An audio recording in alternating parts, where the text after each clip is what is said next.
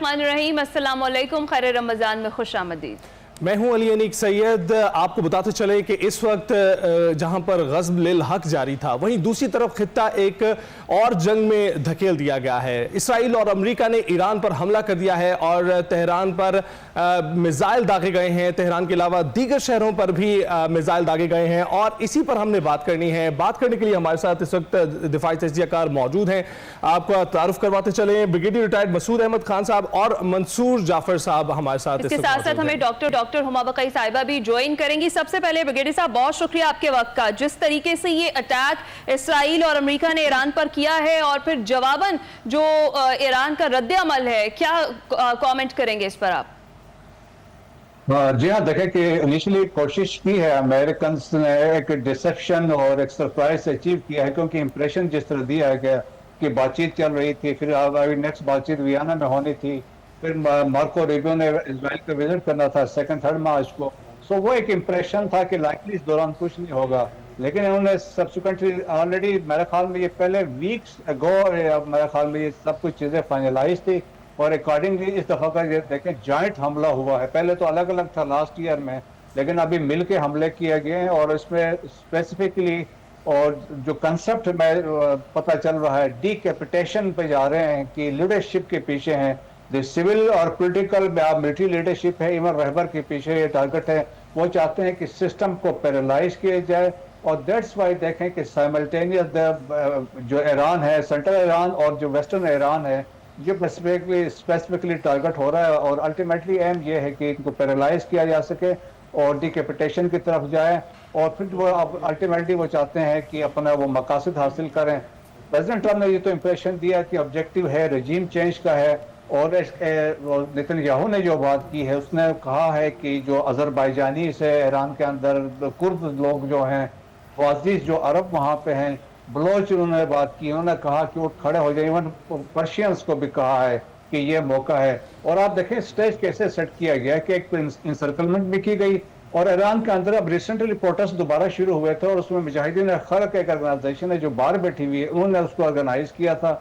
और इसके अलावा कुर्दों ने अपनी एक कोलिशन भी बना ली थी कि फ्यूचर में अगर गवर्नमेंट कोलैप्स होती तो हमारा क्या फ्यूचर लाएमल होगा। सो आप समझ लें इसमें CIA, मोसाद सब ने एक अपनी इन्वॉल्वमेंट की है। लेकिन let's not forget the role of India इस पूरे गेम के अंदर।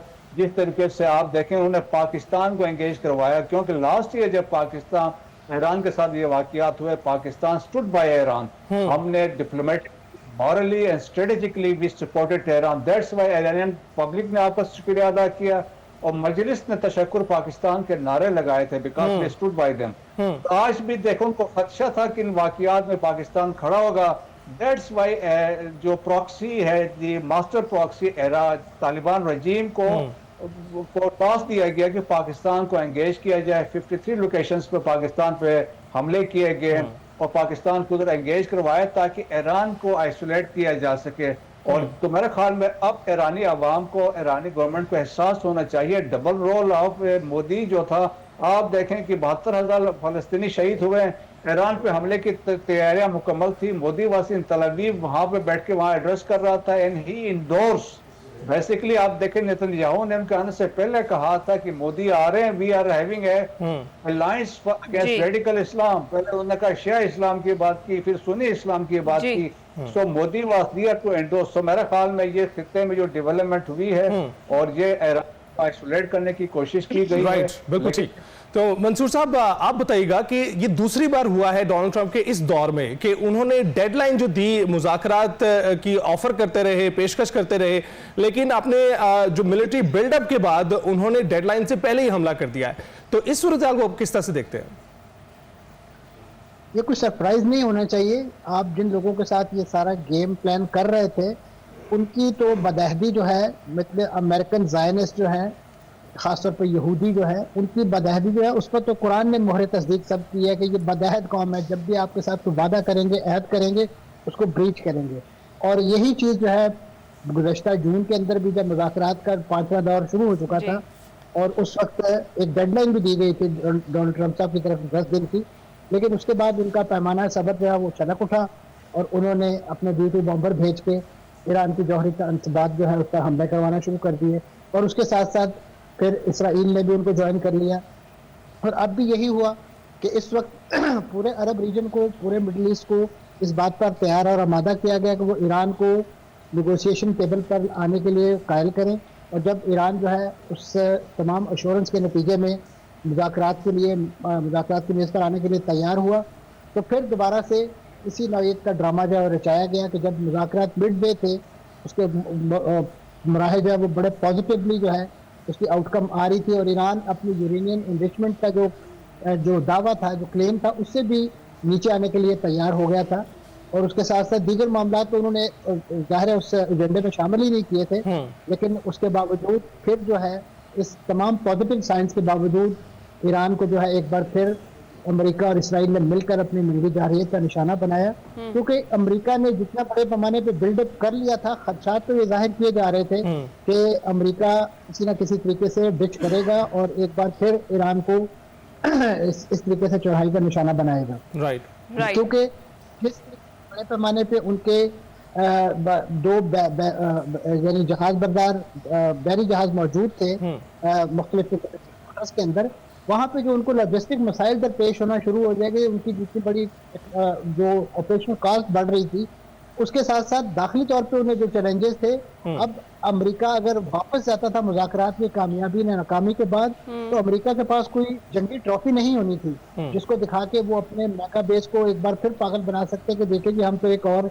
जंग जीत कर आ गए हैं, ये लोगों का नुकसान करके वापस आए हैं। तो ऐसी सूरत में उन्होंने हमला करना ही था, और ये मैं समझता हूँ एक बहुत ही इंतहाई ओवर सिंप्लीफिकेशन थी ऑन द पार्ट ऑफ हमारे गल्फ कंट्रीज, और खासतौर पर वो ममालिक के जो ईरान को बार बार इस बात पर आमादा करते रहे कि आप मुज़ाकरात में आए। और अब सूरत हाल ये है कि जिस तरीके से इसराइल और अमेरिका ने मिलकर ये अटैक किया है, अब तो इस बात की तलाश की जा रही है कि खित्ते के कौन से वो ममालिक है कि जिन्होंने एक बार फिर बरादरानी यूसुफ का किरदार अदा किया है, कि अपने कंधे और अपना लॉजिस्टिक जो है वो फराहम किया है ताकि ईरान पर एक चौमुखी हमला जो है वो किया जा सके और उसको पैरालाइज किया जा सके, और उसकी अस्करी और जो सियासी और रूहानी क़यादत जो है, ये मैं समझता हूँ इस वक्त पूरा एजेंडा है।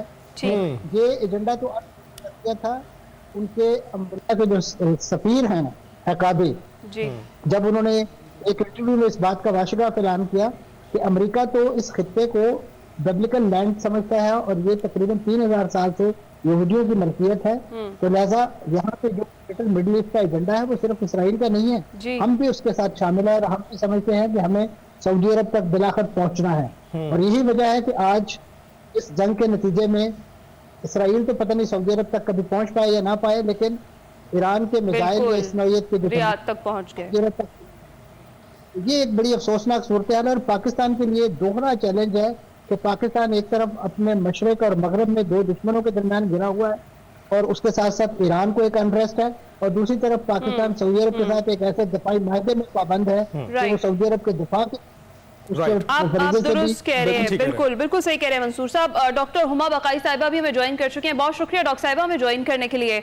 जिस तरह से भी हम बात कर रहे हैं कि this is the second time, पहले लास्ट ईयर जून में इस तरह से हुआ था कि मुज़ाकरात चल रहे थे और उस दौरान ही जो एक गैप आया उसके अंदर अटैक कर दिया गया था अमेरिका की जानिब से, और इस बार भी ऐसा ही हुआ। एक्सपेक्ट नहीं किया जा रहा था शायद कि जो 2-3 मार्च तक जो बातचीत होनी है उससे पहले इस तरह का कोई अटैक किया जाएगा ईरान पर, लेकिन ये हो गया। लेकिन अब बज़ाहिर इस जंग का जो ताल्लुक है बज़ाहिर न्यूक्लियर प्रोग्राम से तो दिखाई नहीं दे रहा, रिजीम चेंज से दिखाई दे रहा है, क्या कहेंगी आप? देखिए भी मेरा ख्याल है कि सिचुएशन बहुत तेजी से बदली है, बहुत तेजी से एस्केलेट भी की है। कुछ घंटे पहले इरानियन फॉरेन मिनिस्टर ये कह रहे थे कि we are close to a breakthrough और मुज़ाकरात अच्छे आगे बढ़ रहे हैं। तो एक समझी दुनिया ने सुख की सांस ली थी कि हम एक्टिव कॉन्फ्लिक्ट से पीछे हट गए, लेकिन इस पूरी सूरत हाल में आपने देखा कि क्योंकि मिडिल ईस्टर्न कंट्रीज जहां अमेरिकन बेसेस हैं उन्होंने इस बात से इनकार कर दिया कि हम अपनी एयर स्पेस या बेसिस आपको नहीं देंगे ईरान पे अटैक करने के लिए, तो बिल्कुल एक अलग चाल चली इजराइल ने, और इजराइल ने खुद ईरान पर एक डायरेक्ट अटैक कर दिया, जो वो पहले भी एक दफा कर चुका है, तब भी टॉक सबोटाज हुई थी। लेकिन इस अटैक का नतीजा ये हुआ कि विदिन मेरा ख्याल है 1 घंटे यूएस का स्टेटमेंट आ गया कि यूएस और इजराइल ने मिलकर ये हमला किया है। राइट। इसका मतलब है कि ये कॉन्फ्लिक्ट जो इजराइल चाहता था शुरू से, 2 साल से ये कोशिश कर रहा था कि ईरान के साथ जो कॉन्फ्लिक्ट है इजराइल का, वो ईरान यूएस कॉन्फ्लिक्ट बन जाए। और आप सोचिए, उससे पहले उन्होंने प्रीएम्प्टिव स्ट्राइक जो थी वो लेबनान में भी शुरू कर दी है, इराक में भी शुरू कर दी थी, और पाकिस्तान को एंगेज किया था तालिबान के थ्रू हमारे वेस्टर्न बॉर्डर पे। मैं नहीं समझती कि ये इतना सडन हुआ है। मेरा ख्याल है बहुत प्री मेडिटेटेड अटैक था।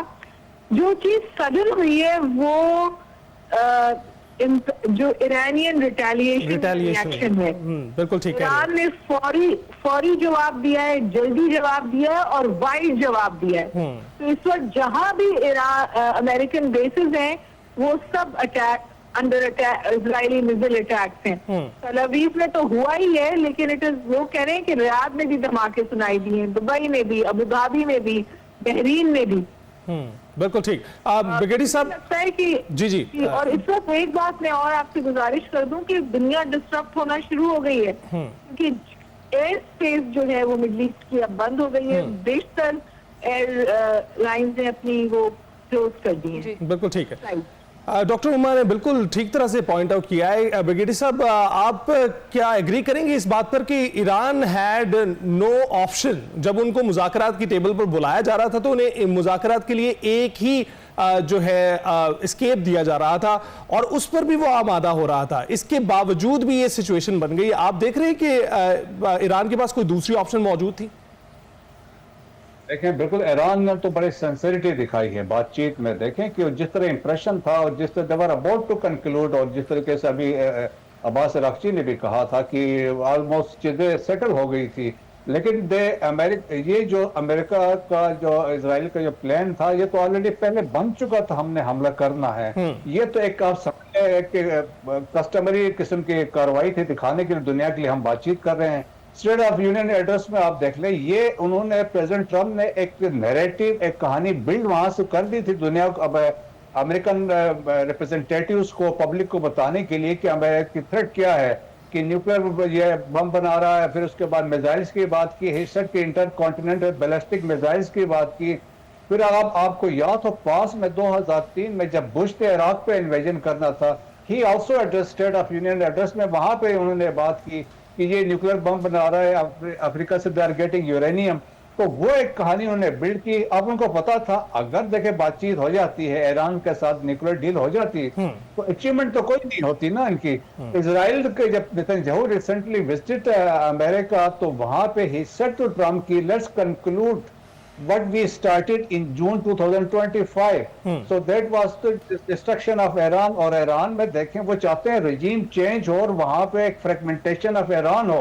So वो which is not acceptable, जो जिस तरह के हालात और वाक़यात हैं। So मेरा ख्याल में ये देखें कि जो अभी जो स्टार्ट हुआ है, मेरा ख्याल में it will have serious disastrous consequences। जिस तरह के बाकी खित्ते के ममालिक आ रहे हैं और वर्ल्ड इकोनॉमी पे इसके आप देखें इम्प्लीकेशन। अभी जो डेवलपमेंट हो रही है पर्शियन गल्फ में और स्ट्रेट ऑफ हॉर्मुज में, और उसके आप इंटरनेशनल इकोनॉमी पे जो प्राइसेस, जो तेल की कीमतें आगे बढ़ जाएंगी, आपके स्टॉक एक्सचेंजेस आप देख लेंगे, सिचुएशन बहुत बुरे हालात की तरफ हम हेड कर रहे हैं।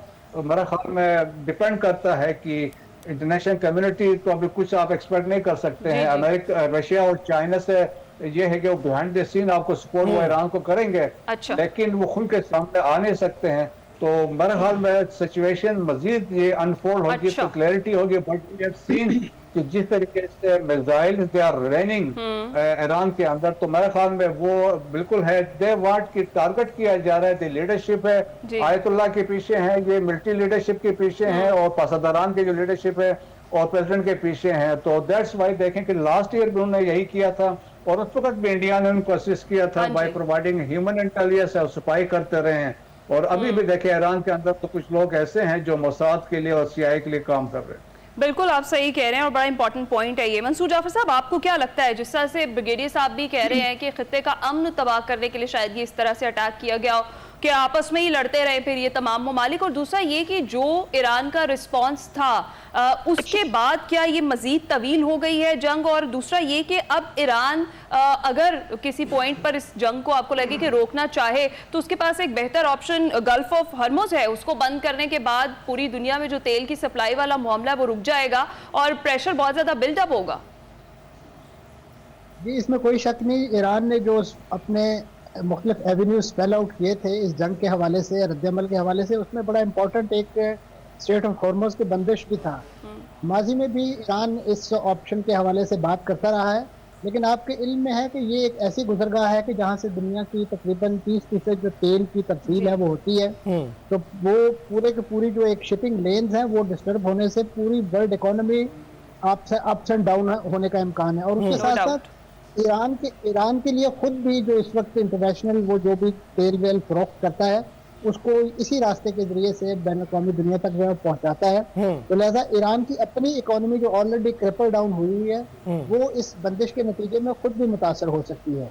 और दूसरा, इस चीज को ज्यादा देर बंद इसलिए नहीं रखा जा सकता क्योंकि जितने बड़े पैमाने पे इंटरनेशनल वाटर्स में और खासतौर पे जो इस वक्त अरेबियन सी है उसके अंदर मौजूद हैं अमेरिकन और ब्रिटिश इनकी आबदोज़े और इस नौयत की जो टेक्नोलॉजीज हैं, तो वो इसको मैं समझता हूँ जल्द खुलवाने की भी कोशिश करेंगी।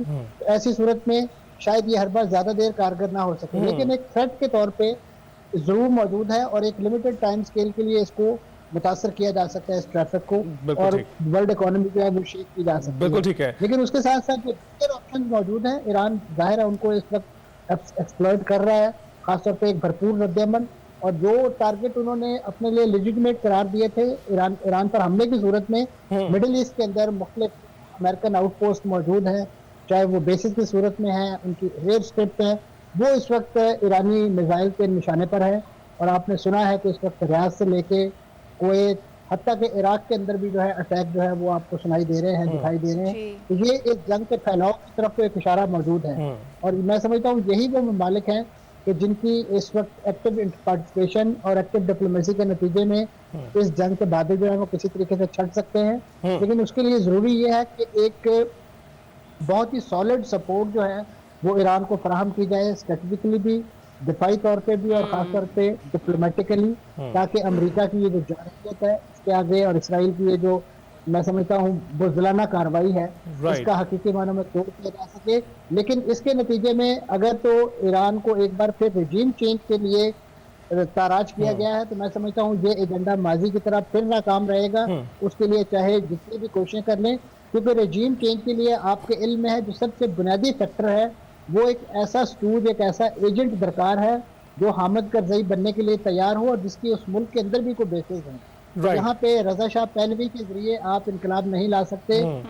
पासदाराने जो मुजाहिदीन खल्क है उनके जो भगोड़े हैं उनको आप यहाँ पे लाके ईरान की जो सोसाइटी है उसका इत्तेहाद ताराज नहीं कर सकते, क्योंकि माजी में भी जो एहतजाज की रवेब थी उसमें ये सारे ऑप्शन जो है अमेरिका और इसराइल ने एग्जॉस्ट कर लिए हैं, और एक बार फिर जो है वो मुंह की खानी पड़ेगी। बिल्कुल ठीक। डॉक्टर साहब ये बताइएगा कि अब नए हुर्मुज़ की बात हो रही है, तो आपको लगता है कि इस स्ट्रेट को बंद करने से सिर्फ जो वर्ल्ड इकोनॉमी है उसको धचका लगेगा, या ये जो ट्रेड कर रहा है चाइना इसके जरिए उसको भी जो डैमेज करने का एक तरीक़ेकार है, जिसको अगर बंद किया जाए तो जो चाइना की ट्रेड हो रही है उसका एक लार्ज परसेंटेज है जो अब नए हुर्मुज़ से गुजरता है उसको भी फोकस किया जा रहा है, एक ही तीर से दो निशाने लगाए जा रहे हैं।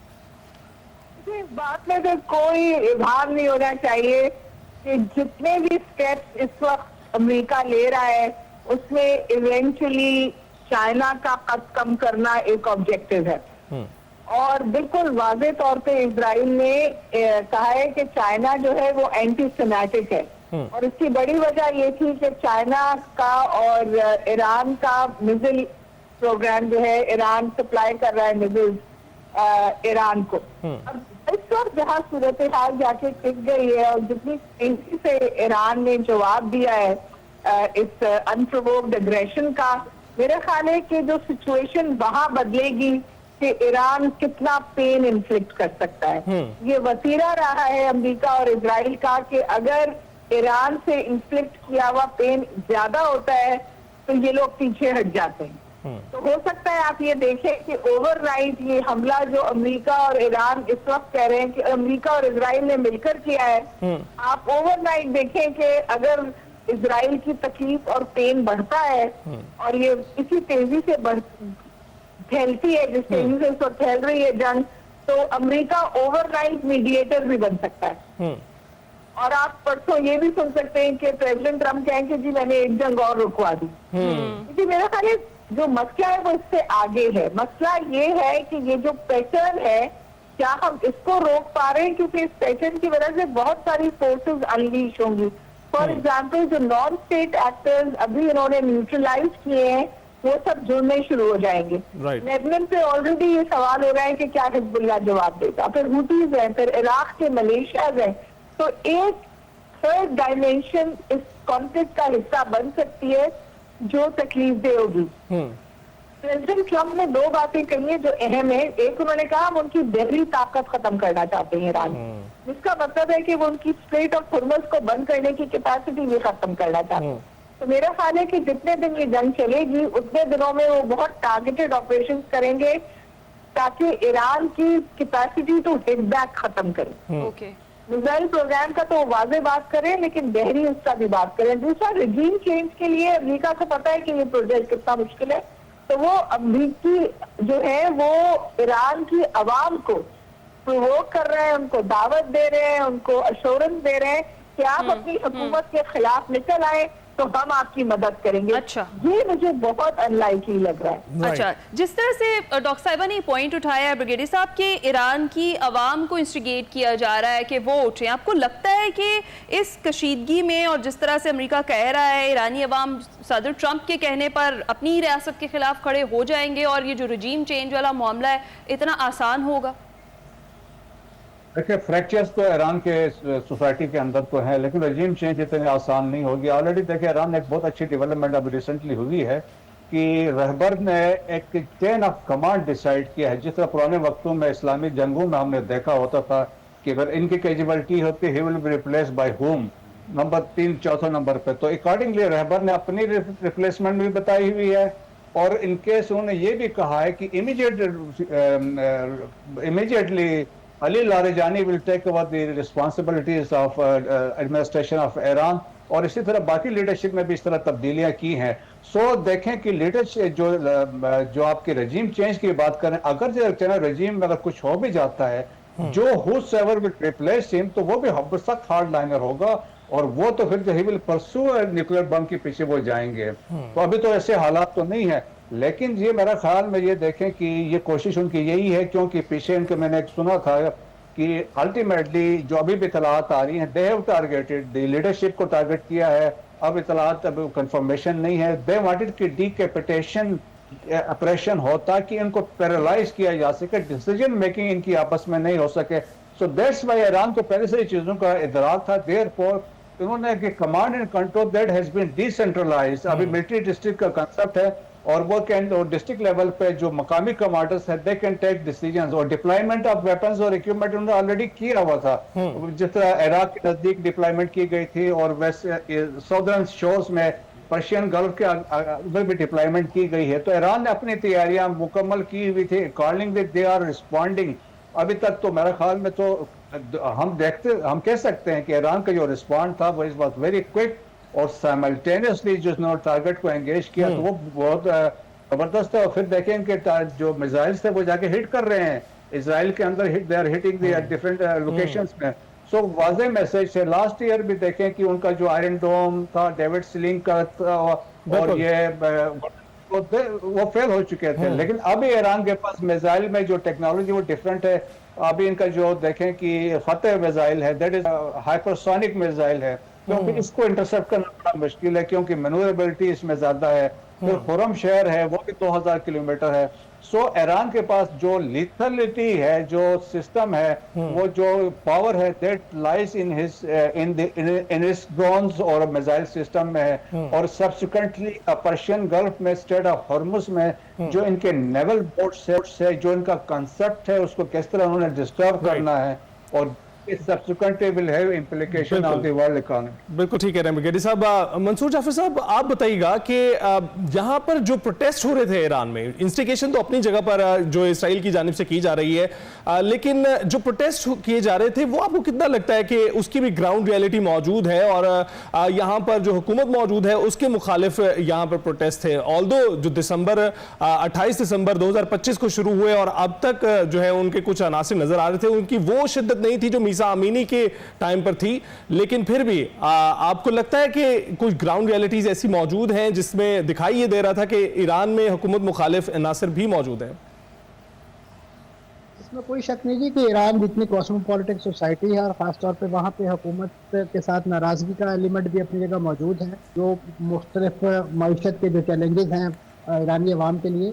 लेकिन मुसीबत यह है कि अमेरिका और इसराइल को ये बात समझ नहीं आती कि उनके जितने भी इस नौइयत के इक़दाम हैं, कुछ अर्से बाद पाबंदियों को इन्हांस कर देना, फिर उसके बाद एक मुज़ाकरात का मेज़ से जाना, फिर उसके बाद तिरजे में एक नई जंग मुसल्लत कर देना, ये जो ईरान के अंदर नाराज अवाम है उन्हें भी अवाम हुकूमत के गिर्द रैली करने में मददगार साबित होता है, क्योंकि उस वक्त एक वेव ऑफ सॉलिडारिटी जो है वो रजीम के साथ शो हो जाती है। ऐसी सूरत में जितनी भी एफर्ट इस रजीम चेंज के एजेंडे के हवाले से की गई होती है वो काउंटर प्रोडक्टिव साबित हो जाती है। अभी आप अगर पिछली जंग के बाद का एनालिसिस करें और उस दौरान होने वाले मुजाहिरों को देखें तो उन मुजाहिरों के नतीजे में जिस तरीके से ब्रूटल यूज ऑफ फोर्स किया गया, वहाँ पे गैर मुल्की मुदाखलत जो है वो आश्कार हुई और उसके सबूत मिले, उन तमाम इक़दामात ने उस पूरी जो एक तौर पे मकामी इंडिजिनस किस्म का एहतजाज था और उसमें पहली बार आपको ताजर कम्युनिटी जो है वो शरीक दिखाई दी, जो माजी में हमेशा हुकूमत के साथ रही है, तो वो भी काउंटर प्रोडक्टिव साबित होगी। आपने देखा कि उसी एहतजाज के जलो में जब ये इख्तलात सामने आई कि ईरान के अंदर गैर मुल्की एजेंट्स मौजूद हैं, मोसाद मौजूद है, अमरीकी CIA मौजूद है और वो लोगों को मुसल्ला करके इस एहतजाज को वायलेंट रंग दे रहे हैं, तो उस वक्त हुकूमत के हक में मुजाहरे भी साथ साथ होना शुरू हो गए। अभी रिसेंटली ये जो तलबा का एहतजाज हुआ, उस वक्त भी जो खामेनाई की तरफ से एक अपील आई, तलबा को कहा गया कि आप एहतजाज जरूर कीजिए लेकिन अपनी हुकूमत की एक रेड लाइन जरूर आप अपने जहन में रखिए। ऐसे में आपने देखा कि वो एहतजाज भी जो है वो अपनी मौत आप ही मर गया। तो ये जो काउंटर प्रोडक्टिव इक़दाम हैं अमेरिका के, इसराइल के, वो बुनियादी तौर पे रजीम को मजीद स्ट्रेंथन करते हैं। अच्छा। और उन्हें अपने उस एजेंडे की सदाकत पर एक लिहाज से मजीद स्टेडफास्ट कर देते हैं कि देखिए हम आपको कहते थे कि अमेरिका और इसराइल आपके दुश्मन हैं, उन्होंने आपकी इकॉनमी को तबाह करने के लिए यूरोपीय अक़वाम से और पूरी दुनिया से आपके खिलाफ इक़्तिसादी पाबंदियां लगा रखी हैं। हम तो कहते हैं कि हम मुज़ाकरात के लिए तैयार हैं, हम जौहरी मुज़ाकरात के लिए तैयार हैं, आप हमारी जो हम पर आयद पाबंदियां हैं वो ख़त्म कीजिए ताकि हम अपने वसाइल को बेहतर अंदाज में जो है वो यूटिलाइज कर सकें और अपने अवाम के दरिद्र दूर कर सकें। लेकिन आप देखते हैं कि उस तरफ जो है अमेरिका या यूरोप या दीगर मुज़ाकरातकार जो है वो नहीं आते, तो सिर्फ और सिर्फ वन पॉइंट एजेंडा जो अमेरिका और इसराइल को सूट करता है उसी को हैमर करते हुए दिखाई देते हैं। उसका नतीजा आपके सामने बिल्कुल है, बिल्कुल है। अच्छा ब्रिगेडियर साहब, जिस तरह से भी हम अगर करंट सिचुएशन की बात करें तो मेरे सवाल के दो हिस्से हैं।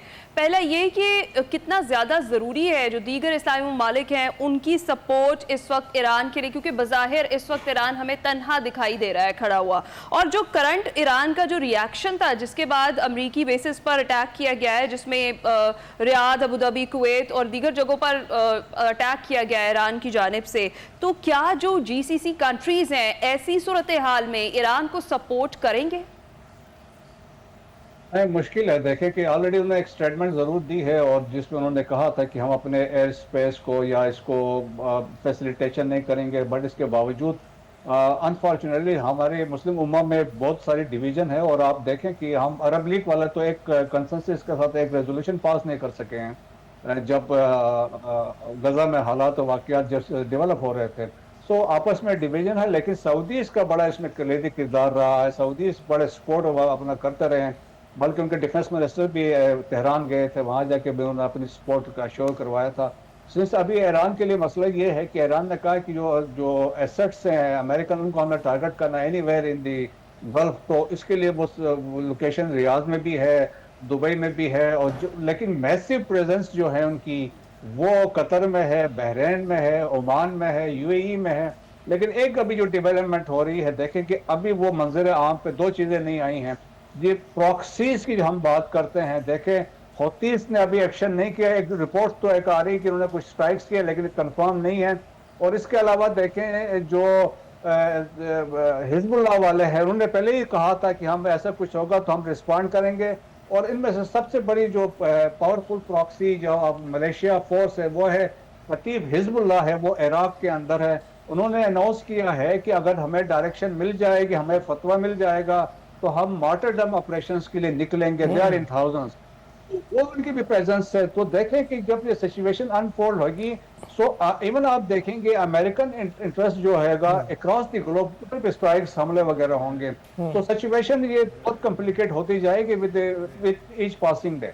बिल्कुल ठीक। तो ब्रिगेडियर साहब, आप देख रहे हैं प्रॉक्सीज के लिए जबकि उनकी अपनी मैशत इतनी शैकल्स में है, उनको सपोर्ट करना कितना जो है मुश्किल हो सकता है इस दौरानिया में? नहीं, प्रॉक्सीज करेंगे। देखें प्रॉक्सीज तो देखें कि जिस तरह होतीस है, होतीस का जिस तरह हमने देखा है, बल्कि अगर आपको याद तो प्रेसिडेंट ट्रम्प ने भी कहा था कि बड़े दे आर ब्रेव पीपल, मैं उनको लाइक करता हूं। तो उनका एक वो आप समझ लें कि कैपेसिटी है, कैपेबिलिटी है। आपको लास्ट ईयर उन्होंने उनकी पूरी कैबिनेट को उड़ा दी थी, लेकिन इसके बावजूद उन्होंने अपने आप को संभाल के रखा हुआ है। और देयरफॉर देखें कि होतीस आपको रेड सी के अंदर आपकी शिपिंग तो नहीं करने देंगे, आपकी कमर्शियल शिपिंग तो चली जाएगी। तो वो उनकी पावर वहां पे है। सिमिलरली हिजबुल्लाह नॉर्दर्न इजराइल पे स्ट्राइक कर सकते हैं, उनकी स्टिल कैपेबिलिटी इतनी है। सो देखें स्ट्रेच करने की वो बिल्कुल सही कह रहे हैं। अच्छा मंसूर जाफर साहब, जब हम प्रॉक्सीज का जिक्र कर रहे हैं तो आपको क्या लगता है, मंसूर जाफर साहब भी हमारे साथ मौजूद नहीं है, खासतौर पर जो इसराइल और अमेरिका ने अटैक किया ईरान पर, उस पर हम बात कर रहे थे। ईरान की तरफ से जो उसका जवाब दिया गया और कितने वक्त पर यह जवाब दिया गया है और कितना इंपॉर्टेंट था, ईरान के पास ऑप्शंस क्या क्या थे, इस पर हम बात कर रहे हैं। तो आप ये भी देखिए ना कि प्रॉक्सीज, पहले तो आप प्रॉक्सीज के जरिए लड़ रहे थे, अब बराह रास्त लड़ाई शुरू हो गई है और खित्ते में अदम इस्तेहकाम पैदा करने के लिए जो नैरेटिव्स बिल्ड किए जा रहे हैं, जो ऐलानात किए जा रहे हैं, जो तवक्कुआत जाहिर की जा रही हैं और जिस तरह से बताया जा रहा है कि ईरानी अवाम में भी इंस्टिगेट किया जा रहा है, ईरान के इर्द गिर्द जो मौजूद मुख्तलिफ कौमें हैं उनमें भी जज्बात उभारे जा रहे हैं ईरान के खिलाफ। तो ऐसी सूरत हाल पहले देखने में नहीं आई है। गुज़िश्ता साल जून में हमें ये 10 दिन की लड़ाई दिखाई दी, जो कि फोर्डो जो उनकी एटमी तनसीब थी उस पर हमले के बाद बिलाखिर उसका इख्तिताम हुआ, लेकिन अब की सूरत हाल हमें जल्द खत्म होती हुई दिखाई नहीं दे रही। इस पर तबसरा करेंगे लेकिन इस ब्रेक के बाद। खैर, रमज़ान में एक बार फिर खुशामदीद। बात कर रहे थे हम इसराइल और अमेरिका के ईरान पर हमले की। तो 2 दिन पहले तक जो मुज़ाकरात वियना में चल रहे थे, बयान ये सामने आ रहा था कि बहुत अच्छे जा रहे हैं मुज़ाकरात, जो हैं आगे बढ़ रहे हैं, खुशाइंद होने की उम्मीद जाहिर की जा रही थी, लेकिन किसी कंक्लूजन पे नहीं पहुंचा जा रहा। और कंक्लूजन कैसे हुआ? एपिक फ्यूरी के अंदाज में कंक्लूजन हुआ उसका। इसराइल और अमेरिका ने ईरान पर हमले कर दिए और बहुत से शहर जो है उनके मिसाइलों से गूंज उठे, जिसके रिटेलिएशन में फिर ईरान की जानिब से भी हमले किए गए। ना सिर्फ इसराइल की जानिब मिसाइल दागे गए, बल्कि उसके साथ साथ उन ममालिक पर भी ये मिसाइल दागे गए हैं जहां पर अमरीकी अड्डे मौजूद जी हाँ, बिल्कुल इसी पर हम बात करेंगे। जॉन हुसैन साहब हमें ज्वाइन कर चुके हैं, ईरानी साहब के बहुत शुक्रिया से आपके वक्त का। जिस तरीके से ईरान ने रिस्पॉन्ड बैक किया है, हम ऑप्शंस की बात कर रहे थे, क्या ईरान के पास इसके अलावा भी कोई ऑप्शन मौजूद थी?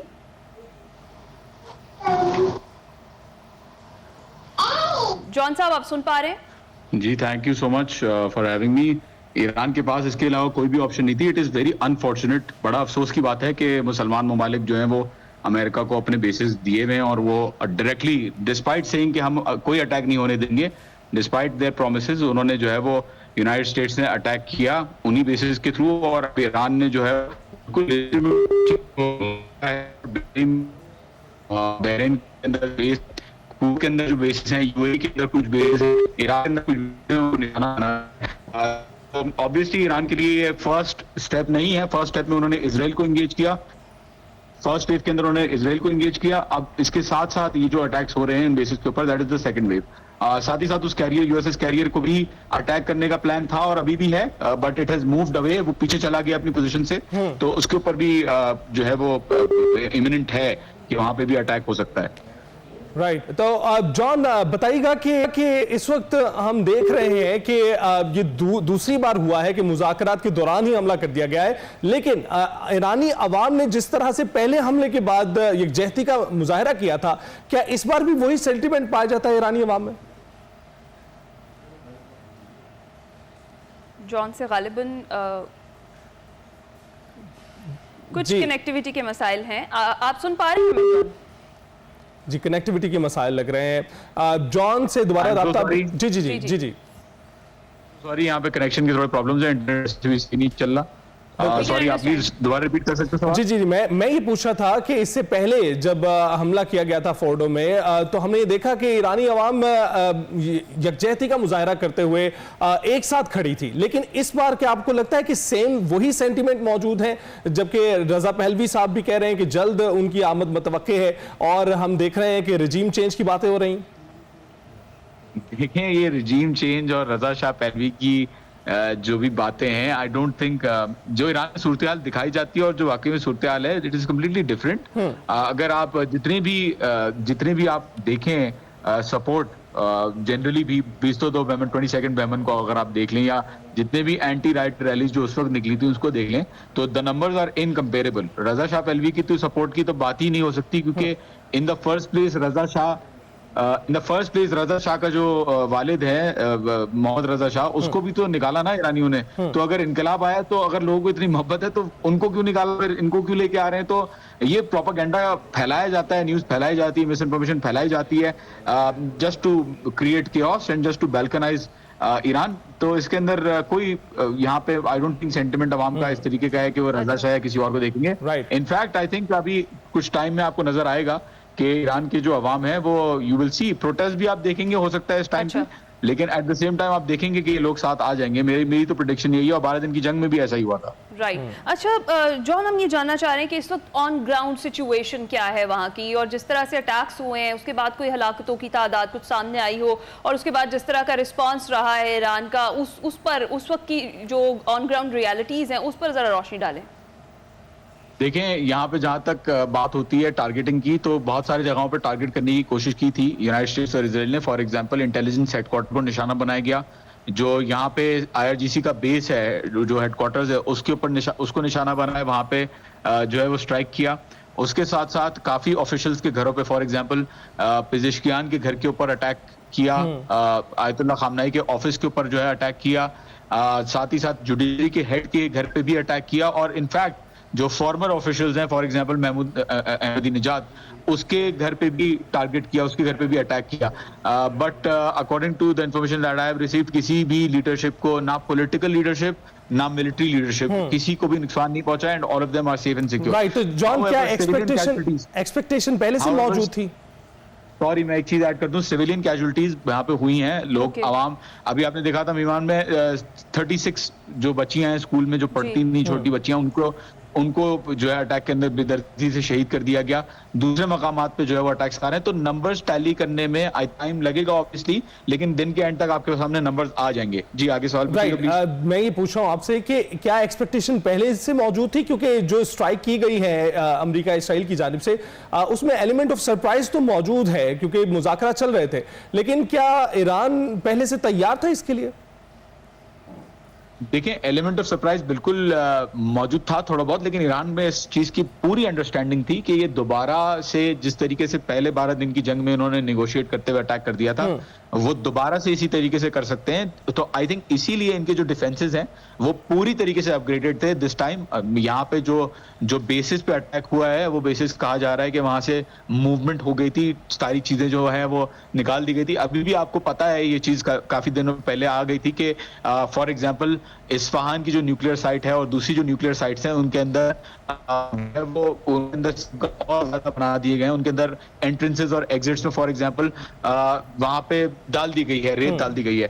तो यहाँ पे एक्सपेक्टेशन थी कि अटैक हो सकता है नेगोशिएशंस के दौरान भी, and I think they were ready this time, इसीलिए आपको जो असैसिनेशंस हैं वो होती हुई नजर नहीं आई। राइट। अच्छा जॉन, ये जानना चाह रहे हैं, जिस तरह से आपने जिक्र किया दीगर इस्लामी ममालिक का, उनकी सपोर्ट इस वक्त ईरान के लिए कितनी ज्यादा इंपॉर्टेंट है, और जो ईरान का रिएक्शन था जो अमरीकी बेसिस पर दीगर ममालिक में अटैक किया गया ईरान की जानिब से, उसके बाद वो सपोर्ट मिल पाएगी ईरान को? देखें, it is out of question कि एक मुल्क जिसने भेज दिया हुआ है आपके दुश्मन को, वहां से अटैक हो रहा है, तो it is out of the question कि उसको अटैक जो है वो नहीं करेगा वो मुल्क जिसके लिए आपने वादे किए हैं कि मैं जो है अपने बेसिस को इजाजत नहीं दूंगा। तो पब्लिक सपोर्ट हो ना हो, ये रीजनल कंट्री सपोर्ट करें ना करें, सबको पता है कि ये यूनाइटेड स्टेट्स और इजराइल की डिमांड जब आती हैं तो सबसे पहले कौन से मुल्क जो है वो झुकते हैं इस चीज के ऊपर। तो it is not a question of preference for Iran. जितने जिस हद तक ईरान जा सकेगा, जो सिचुएशन मैं देख रहा हूँ ये देख रहा हूँ कि जिस हद तक ईरान जा सकेगा they will go to that extent. और ये बिल्कुल लेजिटिमेट रिस्पॉन्स है कि अगर एक मुल्क से आपके ऊपर हमला हो रहा है, भले वो आपका जो गल्फ कंट्री है वो हो जहां से अमेरिका ने अपनी अटैक्स लॉन्च किए हैं, बट हो तो बहरहाल उन्हीं के बेसिस रहा है ना, वो बेस तो उन्हीं को, तो जाहिर सी बात है नहीं करेगा और किसी को जो है वो सपोर्ट नहीं करना चाहिए ईरान को इस कॉज में, सिंपली बिकॉज दे, और पहले से वार्निंग दे दी थी ईरान ने कि हम हमला करेंगे किसी में बेसिस यूज होते हैं तो। राइट तो जॉन, अभी आप देख रहे हैं कि सूरत हाल क्योंकि इस वक्त मजीद कशीदा होती जा रही है, क्या ऐसा मुमकिन है कि पहले की तरह जो स्ट्राइक्स की गई उसके बाद फौरी तौर पे फिर से ऑफर की जाएं कि निगोशिएशन टेबल पर वापस आ जाएं? क्या ऐसा मुमकिन आपको होता हुआ दिखाई दे रहा है दोबारा से? जी होने को तो कुछ भी हो सकता है, मुझे लाइकलीहुड बहुत कम नजर आ रही है कि मुझे लग रहा है कि एस्केलेट ही करेगा। बहुत ही मुश्किल है किसी तरीके से कॉम्प्रोमाइज करवाना। The situation is not as, मतलब जो पहले 12 दिन की जंग थी वो वाली सिचुएशन बिल्कुल भी नहीं है इस वक्त बिल्कुल अलग ही सिचुएशन बनी हुई है, क्योंकि बहुत सारी चीजें ईरान ने पहले से सामने रख दी थी, बहुत सारी चीजें ईरान ने क्लियर कर दी थी, बहुत सारी चीजों के ऊपर ईरान ने बहुत सारी छूट दी, और पहले का गुस्सा भी ईरान के अंदर बहुत ज्यादा है कुछ चीजों का। तो आई डोंट थिंक कि ये इतनी आसानी से हल होगा, क्योंकि पहले एक दफा निगोशिएट करके आप अटैक कर चुके हैं, दूसरी दफा आप निगोशिएट करके अटैक कर चुके हैं, तो क्या एश्योरेंस है कि आपकी तीसरी जो निगोशिएशन होगी? यस बिल्कुल। तो जॉन, ये कतर पे जो आपने हमले की बात की, इससे पहले भी ईरान कर चुका है और उसके बाद अपने भाइयों को बता चुका है, मैसेज दे चुका है कि क्यों किया गया उनकी जानिब से, लेकिन फिर हमने देखा कि इसराइल की जानिब से भी उनकी ईरानी प्रॉक्सी की लीडरशिप को निशाना बनाया गया कतर में। तो क्या आपको लगता है ये जो ममालिक जहां पर अब ये हमले हो रहे हैं, 3 ममालिक की लड़ाई में, वो भी कुछ इसमें जो है पेशरफ दिखाई देंगे? मुज़ाकरात पर तो बात करते हैं, लेकिन अभी आपको कहां दिखाई दे रहा है उनका टिल्ट किस जानिब है? क्योंकि अभी ईरान की जानिब से जो मिसाइल दागे गए हैं, कतर ने उनको न्यूट्रलाइज किया अपनी हवाओं में। बड़े मजे की बात है, आप कह रहे हैं ईरानी प्रॉक्सी की लीडरशिप कतर में बैठी हुई है। ये चीज तो हमास की लीडरशिप, हमास इज नॉट, मतलब ईरानी कॉपीराइट नहीं है, ना हिजबुल्लाह के ऊपर कॉपीराइट है ईरान का, ना हमास के ऊपर कॉपीराइट है। ये तो बेचारे वो ग्रुप्स हैं जो organically due to the suppression of Israelis, जो लबनान के अंदर जंग की इजराइल ने, उसके रिस्पांस में हिजबुल्लाह आई, जो हमास जो गाजा के अंदर और फलस्तीन के अंदर जुल्म इजराइल ने किया उसके रिस्पांस में हमास आई। तो ये तो सारे मुसलमान ममालिक की ड्यूटी है कि उनको सपोर्ट करें, और करते हैं। इनफैक्ट कतर में, जैसे कि आपने खुद कहा कि हमास की लीडरशिप जो है वो कतर के अंदर बैठी भी है। तो देखें, सिचुएशन इतनी ज्यादा सिंपल नहीं है। ये मुल्क भी आहिस्ता आहिस्ता रियलाइज कर चुके हैं कि they have to have good relations with Iran, but unfortunately उन्होंने क्योंकि अपने बेसिस दिए हुए हैं अमेरिका को, उनकी सिक्योरिटी की अरेंजमेंट, पूरी सिक्योरिटी उनकी, मिडिल ईस्ट, आप खुद बताना, middle east, let's be frank here, middle east की पूरी सिक्योरिटी किसके पास है? It is obviously with the Americans, और इसीलिए उनको असला, अरबों डॉलर का असला बेचा जाता है। तो जाहिर सी बात है कुछ मजबूरियां हैं जिनकी वजह से ये मुल्क सपोर्ट नहीं कर पा रहे ईरान को। इनफैक्ट फलस्तीन के ऊपर भी ये मुल्क जो है उतना स्ट्रिक्ट स्टांस नहीं ले पा रहे, simply because of the fact कि यूनाइटेड स्टेट्स के साथ कॉम्प्रोमाइजिंग पोजीशन में आ गए। तो ये तो जिसकी सिक्योरिटी का जिम्मेदारी ली है वहीं पर हमले होना शुरू हो गए, जहां जहां अमेरिकी फौजियों की मौजूदगी है। तो क्या ये सवालिया निशान नहीं पैदा होता? यही तो वो भरम है जिसको टूटने में टाइम लग रहा था, लेकिन आखिरकार टूट गया। और यही वो गलती है, यही वो बुत है जो अमेरिका ने बनाया हुआ था पूरी दुनिया के अंदर, कि we are here and as long as we are here they won't attack you and you should do, I told, वो कहता ना Trump, I told the prince that you have to buy more weapons, sheikh we protect you. तो वही वाली बात है ना, Ukraine को प्रोटेक्ट कर पाई है फ्रॉम रशिया, और ना ये जो है वो इन रीजन कंट्रीज को प्रोटेक्ट कर। यूएई के अंदर आप देख लेना किस तरीके की सिचुएशन आपके सामने होगा।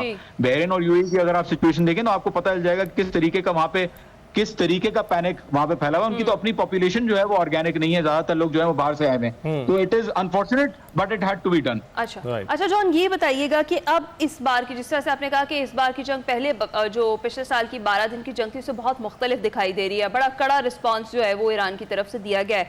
क्या आगे की हिकमत अमली हो सकती है ईरान की तरफ से, बिकॉज इस रिस्पांस के बाद तो ये जंग तवील होती हुई दिखाई दे रही है, कहीं हमें मुस्तकबिल करीब में इख्तिताम पजीर होती हुई दिखाई नहीं दे रही। देखें, बिल्कुल सवाल बहुत अच्छा है और आई थिंक ये इख्तिताम पजीर तभी होगी जब रियलाइजेशंस होंगी। रियलाइजेशंस किस चीज की होंगी? रियलाइजेशन नंबर 1 इस चीज की होगी फ्रॉम द यूनाइटेड स्टेट्स कि यहाँ पे जो कोट अनकोट रिजीम चेंज है वो नहीं हो सकता, या हो जाए तो हो जाए बट नहीं हो सकता, and that is a fact for sure. जितनी despite all of the 47 years से वो जो कोशिशें कर रहे हैं वो नहीं हो सकता, तो एक रियलाइजेशन उनको करनी पड़ेगी। दूसरी रियलाइजेशन ये करनी पड़ेगी यूनाइटेड स्टेट्स को कि हर मुल्क के अंदर जाके इस तरीके से आपको नहीं करना होता कि आप अपने आप को आप दूसरे को बुली करें या दूसरे के ऊपर बदमाशी करें, तो ये रुकना पड़ेगा उनको अपनी पेस में, and have to realize that the world order is changing. एक यूनिपोलर वर्ल्ड नहीं रहा, ये मूव कर रहा है टुवर्ड्स अ मल्टीपोलर वर्ल्ड, और रियलाइजेशन ईरान की तरफ से भी होनी जरूरी है ऑब्वियसली, कि उनको भी बात करनी चाहिए, बैठना चाहिए, उनको भी जो जितना जिस हद तक हो सके वो करना चाहिए। बट यहाँ पे नजर आ रहा है कि ईरान ने कभी भी मना नहीं किया निगोशिएटिंग टेबल पे बैठने से, और काफी चीजें जो है वो की उन्होंने, सच एज न्यूक्लियर एनरिचमेंट, जिसके ऊपर वो कर चुके कॉम्प्रोमाइज, बट एक्सपेक्ट नहीं किया जा सकता किसी भी मुल्क से कि वो अपने आप को बिल्कुल कॉम्प्रोमाइज करे। बिल्कुल, बहुत शुक्रिया जॉन हुसैन साहब, आप हमारे साथ मौजूद थे सेफ, और जिस तरीके से आपने बात की उसी को लेकर आगे चलते हैं। हाफिज ताहिर महमूद अशरफी साहब हमें ज्वाइन कर चुके हैं। हाफिज साहब, बहुत शुक्रिया आपके वक्त का। जिस तरीके से ईरान की तरफ से ये जवाब दिया गया और जिस तरीके से ये हमला किया गया, और खुसूसी तौर पर हालिया जो नेतन्याहू की और मोदी की मुलाकात हुई है, उस नेक्सस के बाद इस अटैक को आप कैसे देखते हैं? बिस्मिल्लाहिर्रहमानिर्रहीम, नहमदुहु व नुसल्ली व नुसल्लिमु अला रसूलिहिल करीम। सबसे पहले तो ये बहुत ही अफसोसनाक है कि ईरान पर जो हमला हुआ है ये काबिल मुजम्मत है। पाकिस्तान के वजीर खारजा अभी इस हवाले से अपना बयान दे चुके हैं। हम ये समझते हैं कि तमाम मसाइल का हल जो है वो मुज़ाकरात के जरिए होना चाहिए, और जो अरब इस्लामी ममालिक हैं इस वक्त वहाँ की जो सूरत हाल है वो भी कोई आइडियल नहीं कही जा सकती। इस हवाले से फौरी तौर पे मुस्लिम उम्मा को बाहमी इत्तेहाद से अपने मामलात को जो है वो हल करने की कोशिश करनी चाहिए, और अमेरिका के साथ भी बातचीत करनी चाहिए कि वो ये इस जारहियत को जो इसराइल और अमेरिका दोनों मिलकर ईरान पे कर रहे हैं, इसको ना सिर्फ ये कि रोके बल्कि मामलात को मुज़ाकरात से हल करे। दूसरी बात यह है कि नेतन्याहू और मोदी अलायंस जो है इसको आप समझिए कि पाकिस्तान ने जब पिछली मर्तबा ईरान पर हमला हुआ तो हमारे फील्ड मार्शल हाफिज सैयद आसिम मुनीर साहब, वजीर आजम मियां शहबाज शरीफ साहब, हमने अपने ब्रदर इस्लामी ममालिक के साथ मिलकर और बराह रास्त भी अमेरिका से बातचीत की, और अल्हम्दुलिल्लाह हमें कामयाबी मिली। सऊदी अरब है, पाकिस्तान है, कतर है, तुर्किया है, और ये हमले बंद हो गए और जंग बंद हो गई। इस मर्तबा एक प्लानिंग के तहत अफगानिस्तान से पाकिस्तान पर हमला करवाया गया, और पाकिस्तान ताकि पाकिस्तान इसमें उलझ जाए, और पाकिस्तान का आलम इस्लाम में और दुनिया में जो एक आलमी किरदार है, और माजी में पाकिस्तान ने जो ईरान के लिए किरदार अदा किया था सऊदी अरब के साथ मिलकर, तुर्किया के साथ मिलकर, वो अदा ना कर सके। तो आपको क्या लगता है कि वाकई अब वो किरदार अदा कर पाएगा पाकिस्तान? और क्योंकि जो सिचुएशन अब बनी है जिसमें ईरान की जानिब से भी उन ममालिक पर अटैक किए गए जहां पर अमेरिकी बेसिस मौजूद थी, तो उसके बाद वो ममालिक क्या पाकिस्तान का साथ देंगे और मिलकर इस मामले को दोबारा डायलॉग की तरफ लेकर जाएंगे? देखिए, ये अफसोसनाक है कि अब तक की जो सूरत हाल सामने आई है, एक तो पहले जरा मुझे काइंडली ये जो मोदी नेतन्याहू अलायंस है और इसका पाकिस्तान के ऊपर और आलम इस्लाम के ऊपर जो इसके असरात हैं, मैं चाहूंगा कि हमें उस तरफ तवज्जो ज्यादा करनी चाहिए कि ईरान तो निशाना है, ईरान के ऊपर तो हमला हुआ ही है, हमारे ऊपर अफगानिस्तान से क्यों हमला हुआ था? वो हमले का सबब ही ये था कि नेतन्याहू और मोदी का जो अलायंस है उसका मकसद ये है कि पाकिस्तान को जो आलमी और इस्लामी किरदार है ना सिर्फ उसको मुतासर किया जाए बल्कि पाकिस्तान को दाखिली तौर पर भी और खारजी तौर पर भी मुंतशिर किया जाए। लेकिन अल्लाह के फजल करम और एहसान से हमारी फौज ने इस अंदाज से अफगानिस्तान को जवाब दिया है, और अब इस वक्त तक तकरीबन 30 किलोमीटर का एरिया है जो अल्हम्दुलिल्लाह पाकिस्तानी फौज अफगानिस्तान के जो कहते थे कि हम 2 घंटों में और 2 दिनों के अंदर इस्लामाबाद को फतह कर लेंगे, उनको खबर होनी चाहिए कि पाकिस्तान के पास 30 किलोमीटर का अफगानिस्तान का एरिया पाकिस्तानी फौज कब्जा कर चुकी है। लेकिन हमें शौक नहीं है काबिल पे कब्जा करने का। हम ये अफगानिस्तान के उकला से, उलमा से, समझदारों से ये कहना चाहते हैं कि वो आलमी हालात को देखें और आपके जो चंद लोग एजेंट बन गए हैं इसराइल के और हिंदुस्तान के, और वो फितना खवारिज और फितना हिंदुस्तान को सपोर्ट कर रहे हैं, उनसे निजात हासिल करें। राइट। जो आपका सवाल था वो बहुत अहम सवाल है कि क्या जो इस वक्त खलीजी मुमालिक पर हमले हो रहे हैं जहां अमरीकी बेसिस है, उसके बाद खलीजी मुमालिक पाकिस्तान के साथ खड़ा होगा कि ये जंग रुके और अमरीका को रोका जाए। मैं समझता हूँ ये एक मुश्किल मरहला आ गया है। अगरचे पाकिस्तान की मौजूदा क़यादत हमारे फील्ड मार्शल हाफिज सैयद आसिम मुनीर साहब, वज़ीर आज़म, बिल्कुल ठीक। हाफिज आप हमारे साथ ही रहिएगा, बहुत बहुत शुक्रिया। मुदस्सिर टीपू साहब ने हमें ज्वाइन किया है, पाकिस्तानी सफीर हैं ईरान में। बहुत बहुत शुक्रिया मुदस्सिर साहब, आपने हमें ज्वाइन किया। इस वक्त ऑन ग्राउंड सिचुएशन आप क्या देख रहे हैं ईरान में? अवामी सेंटिमेंट क्या है, हुकूमती सतह पर क्या इकदाम किए जा रहे हैं? आप तो जैसे टेलीविजन पे देख रहे हैं कि इस वक्त बाहर स्ट्रीट्स पे बहुत ज़्यादा रश है, एक बहुत ही टेंस सिचुएशन है और इंटरनेट जो है वो काफ़ी ज़्यादा डिस्टर्ब्ड है, वाईफाई कम्युनिकेशन बहुत ज़्यादा अफेक्टेड है। और बाकी आपने देखा है कि ईरान के अंदर मल्टीपल जगह पे स्ट्राइक्स हुई हैं। हम पाकिस्तानियों के लिए मैं आपको बताना चाहता हूँ कि हम पाकिस्तानियों से काफ़ी वीक से राब्ते में हैं, पाकिस्तानी स्टूडेंट से राब्ते हैं। हम उन्हें बार बार एडवाइस कर रहे हैं कि बेस्ट चीज़ क्या होनी चाहिए, क्योंकि सेफ्टी के लिए फॉरेन मिनिस्ट्री ने अपनी एडवाइजरी भी इशू की है। हमने एक यूनिट भी इस्टेब्लिश कर दी है एम्बेसी में, जो राउंडली क्लॉक होगा। उसके फॉरेन मिनिस्ट्री की वेबसाइट पे उसके नंबर हैं, मेरे ट्विटर पे देखें, उसके ऊपर मैं रेगुलरली अपडेट कर रहा हूँ। और जो पाकिस्तानी, चूँकि एयर स्पेस तो बंद हो गई है अब, तो जो पाकिस्तानी जाना चाहते हैं वो बॉर्डर पॉइंट्स के थ्रू जाएंगे।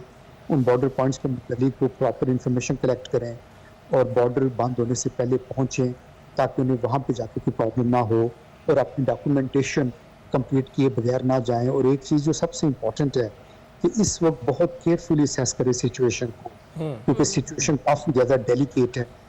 तो इसलिए वो कोई भी फैसला करते हो तो उसको बहुत अच्छी तरह देखें। हम अवेलेबल हैं, हमारी कौंसलेट है मशहद में, वो अवेलेबल है, हमारी कौंसलेट ज़हरान में है, वो अवेलेबल है, और हम इंस्टाग्राम पे भी हैं। तो उसको देख के फैसला करें और अपनी सेफ्टी और सिक्योरिटी को फंडामेंटल इम्पोर्टेंस दें। राइट।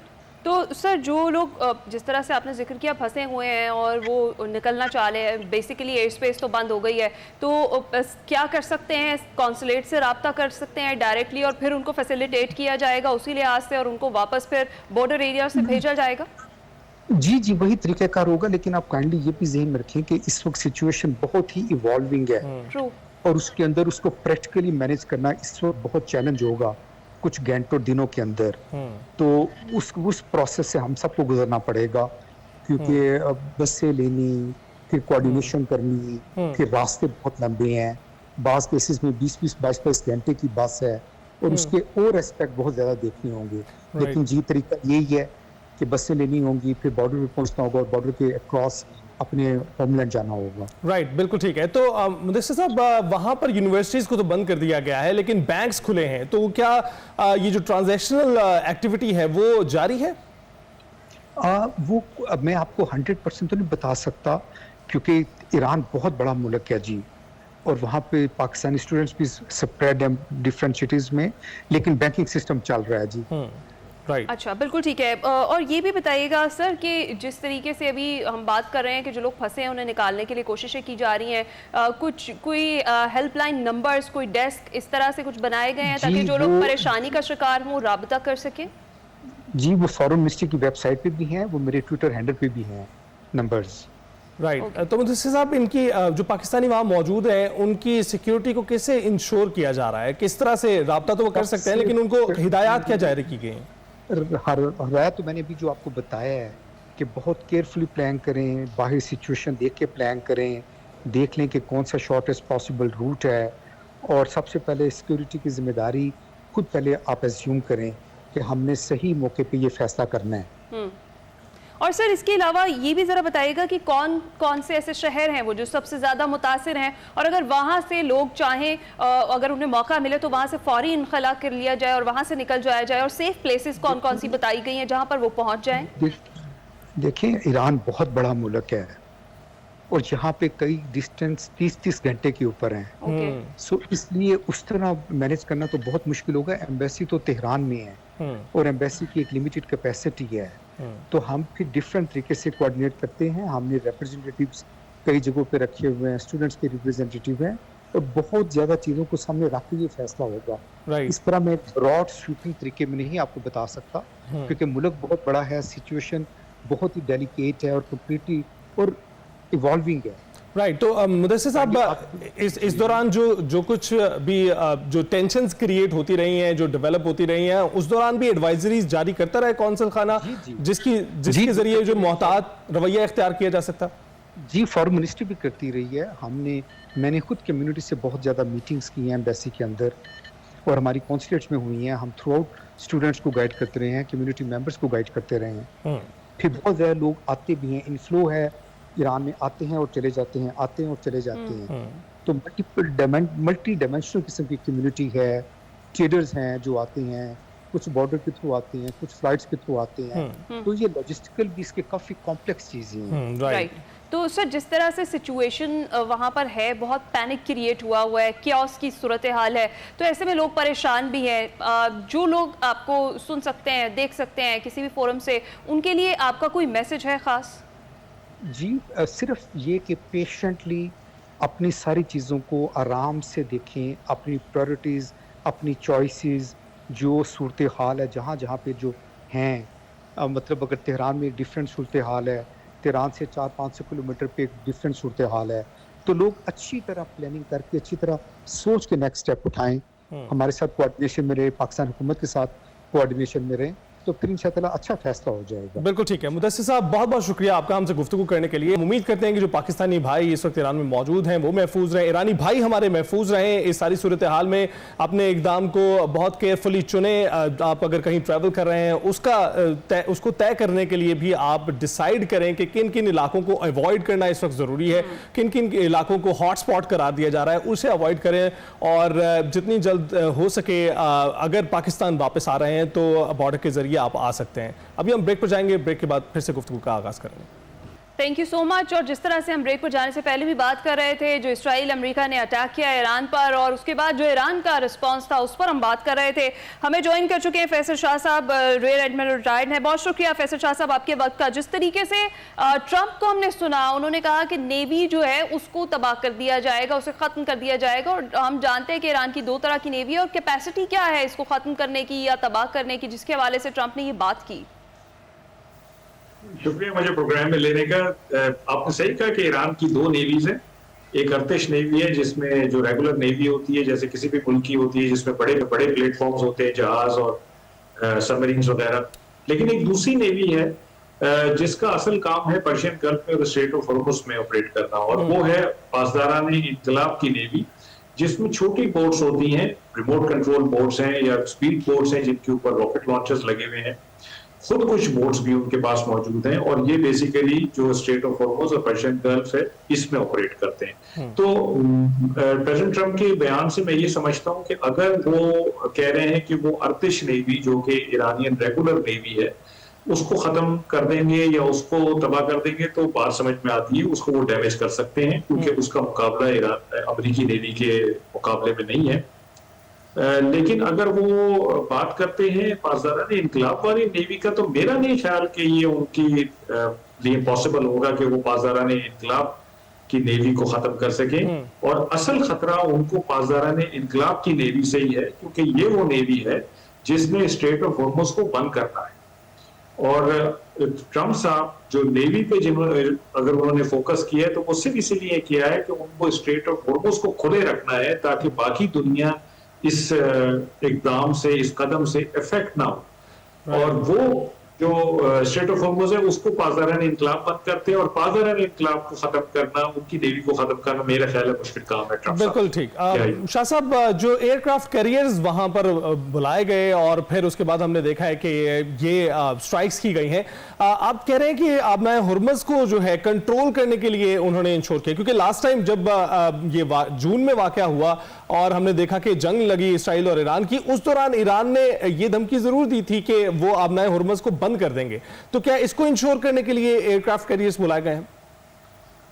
देखिए, एयरक्राफ्ट कैरियर तो मैं समझता हूँ कि इसलिए लाए हैं वो कि उनकी जो बेसिस हैं मिडिल ईस्ट में, मुख्तलिफ ममालिक में, उनके बारे में अमेरिका को अच्छी तरह पता है कि ईरान इन पे अटैक करेगा, और ये ईरान के पास वो कैपेबिलिटी है मिसाइल्स की कि वो इनको हिट कर सकता है, और ईरान ने किया भी। आपने देखा कि रिटेलिएटरी स्ट्राइक्स पर उसने मुख्तलिफ मुल्कों में जो अमेरिका के बेसिस थे उनको अटैक किया। तो अब अगर वो बेसिस अंडर अटैक हैं तो वो उस तरह से तो काम नहीं कर सकते जिस तरह से अमेरिका उनसे काम लेना चाहता है। तो उन बेसिस का को रेप्लिकेट किया है अमेरिका ने सी पे इस बहरी बेड़े के थ्रू। तो इस बहरी बेड़े से वो जहाज लॉन्च कर रहा है, मिसाइल लॉन्च कर रहा है, ड्रोन्स लॉन्च कर रहा है, और अगर उन ईरान की नेवी सामने आ जाती है इस बहरी बेड़े के, तो जाहिर बात है कि उसको भी वो चैलेंज करेगा। लेकिन मुझे ये नहीं समझ आता कि इस बहरी बेड़े से वो स्ट्रेट ऑफ होर्मुज को खुले रखने के इकदाम कैसे करेगा, क्योंकि वहां तो IRGC की छोटी बोट्स हैं, वहां मिसाइल बैटरीज हैं, वहां पे फास्ट बोट्स हैं, उनको टारगेट करना मेरा ख्याल है कि इस अमरीकी बहरी बेड़े के लिए मुश्किल काम। अच्छा शासन, जिस तरह से आपने भी ये कहा कि जो पासदाराना इनकलाब की नेवी है जिसके कंट्रोल में है स्ट्रेट ऑफ होर्मुज को बंद करना या खुले रखना, वो उस पर अटैक करना या उसके साथ मुकाबला अमेरिका के लिए मुश्किल दिखाई देता है। तो ये कितना बड़ा वेपन है ईरान के लिए कि जब वो चाहे वो किसी भी वक्त आबनाए हुर्मुज को बंद कर दे और उसके बाद फिर पूरी दुनिया में तेल की जो सप्लाई है वो उससे मुतासर हो जाएगी। ये बहुत अच्छा आपका सवाल है। देखिए, ईरान की अगर आप ज्योग्राफी देखें ना, तो वो पर्शियन गल्फ में ईरान की बेस्ट ज्योग्राफी है, वो डोमिनेट करता है पर्शियन गल्फ को और स्ट्रेट ऑफ होर्मुज को नेचुरल।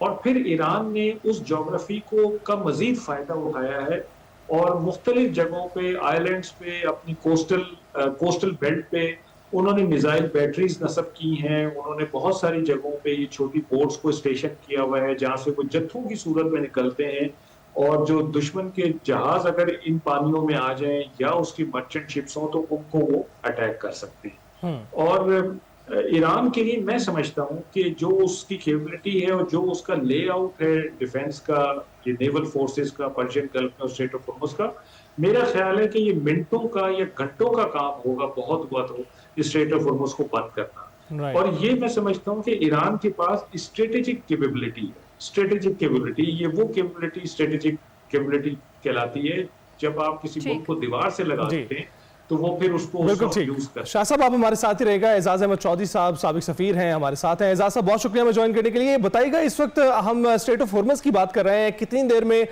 ईरानी जो नेवी है वो उसको बंद कर सकती है और उसे कंट्रोल करने के लिए अमरीकी बेड़े जो वहां पर मौजूद हैं, आपको क्या लगता है ये जो एक्टिविटी इस वक्त जारी है, ये क्या इस चैनल को कंट्रोल करने के लिए, इस स्ट्रेट को कंट्रोल करने के लिए, या इसे खुला रखने के लिए?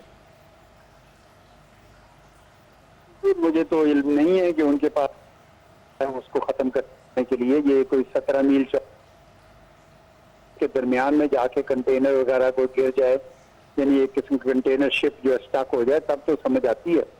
वरना स्ट्रेट ऑफ होर्मुज को बंद करना इतना आसान नहीं है। अलबत्ता ये है कि तेल की तरसील में खलल आ जाएगा और उसकी वजह से कुछ इक्तिसादी मसाइल आ जाएंगे दुनिया को और खिते को, पर क्या उसको कोई मुल्क बंद कर सकता है? मुश्किल है। अच्छा, तो एजाज साहब, जिस तरह से इस अटैक की अगर हम बात कर रहे हैं और स्ट्रेट ऑफ होर्मुज की बात एक तरफ, जो ईरान के पास एक वेपन है कि अगर वो चाहें तो वो ऐसा कर सकते हैं, जिस तरह आपने कहा कि वो इतनी आसानी से नहीं कर सकते, अलबत्ता सप्लाई जो है वो मुतासिर हो सकती है। इस बार की ये जो जंग है, हम ये देख रहे हैं कि इस बार बज़ाहिर न्यूक्लियर प्रोग्राम इसका जो है वो हदफ नहीं था। हमें ये लग रहा है कि शायद ये रिजीम चेंज के लिए जिस तरह से जो हाई प्रोफेशनल्स हैं उन पर अटैक्स किए गए या उनकी जगहों को निशाना बनाया गया, ये इसलिए किया जा रहा है ये वाला जो अटैक है? काफी हद तक आपकी जो असेसमेंट है मैं उससे इत्तेफाक करता हूँ। ये सियासी मकासद के लिए जंग थी और जहाँ तक न्यूक्लियर प्रोग्राम का ताल्लुक है वो तो ईरान पहले ही मान चुका था और मैं मजीद भी मान रहा था। वो तो जब उन्होंने ये कहा कि आप अपनी मिसाइल की ये ऊपर भी हद लगा दें, तो वहां पे तो ईरान अपना कैसे, मुझे बताया ना कि कोई अपने हाथ पांव कैसे काट सकता है, उनका डिफेंस जो है खत्म हो जाता है। तो इसलिए ईरान वो नहीं मान सकता। तो क्लियरली अमेरिका और इसराइल ये चाहते थे कि ईरान को या तो हम बेतहाशा कमजोर कर दें या फिर वहां पे अफरा तफरी हो और रिजीम जो है ना वो कोलैप्स कर दे, यानी हुकूमत जो है ना वो तब्दील करना तो उनके पास बस की बात नहीं है, लेकिन जो उसको कोलैप्स करवा सकते हैं उसके बाद फिर आगे कोई भी आ जाए, जो भी आ जाए। तो इस तरह का मेरा ख्याल उनका मकसद था, जो नजर आ रहा है कि उस तरफ ही जाना चाहते हैं। राइट एजाज साहब, इसके साथ साथ जो ताज़ा तरीन रिपोर्ट्स आ रही हैं उसमें बताया जा रहा है कि इब्राहिम लिंकन जो उनका बहुत बड़ा एयरक्राफ्ट है वो अब मैरीटाइम फैसिलिटीज को, ईरानी मैरीटाइम फैसिलिटीज जो हैं उनको टारगेट कर रहा है। आपको लगता है कि ये फिर से जो ट्रेड रूट्स और जो तिजारत और जो ऑयल की सप्लाईज है उनको कंट्रोल करने की एक एफर्ट है? क्योंकि हमने देखा कि इससे पहले वेनेजुएला में जो हुआ वहां के सदर को उठाकर ले आए, वहां पर भी ये सियासी जो है मकसद था, और अब यहां पर जो ये सूरत हाल बन रही है जिसमें आप भी इस बात को इंडिकेट कर रहे हैं कि ये एटमी तंसीबात वाली बात खत्म हो चुकी थी जब B-2 बॉम्बर्स ने फोर्डो जो उनकी फैसिलिटी थी उस पर हमला किया, तो ये तो बात खत्म हो चुकी थी। अब आपको लगता है कि ये फिर से तेल की आमदोरफ्त और तेल की जो मार्केट है उसको संभालने की एक एक्टिविटी है? वो भी हो सकता है, पर बुनियादी तौर पर तो ये वो रजीम चेंज एजेंडा ही था अमेरिका का और इसराइल का। ये याद रखिए कि अब इसराइल जो इस खिते में एक बालादस्त कुव्वत, एक हेजमोन के तौर पर उभर रहा है, उसको अगर एक मज़ाहमत थी तो वो ईरान के सीट से थी, और इसलिए अमेरिका ने यही सोचा कि ईरान को अगर हम कमजोर कर दें या उसके अंदर जो है कोई हुकूमत दो वाली ना रहे जो है मौजूदा, तो फिर इसराइल के लिए कोई मज़ाहमत नहीं रहेगी, बाकी तमाम जगह तो न्यूट्रलाइज हो चुकी हैं। तो चुनाचे इरादा तो उनका यही था, और ईरान एक वो मिसाइल की कुव्वत इसराइल के मौके पे ही रखता, लेकिन जब आप उसमें सारी यानी मशरिक़ वस्ता में और जगहों पर भी फैला दिया है दायरा, तो अब मुझे नहीं समझ आ रही कि वो ईरान कैसे इतने सारे फ्रंट को संभालेगा, क्योंकि वहां से भी अब एक्शन आ रहा है। तो शायद भी उनके लिए बेहतर होता है कि जी।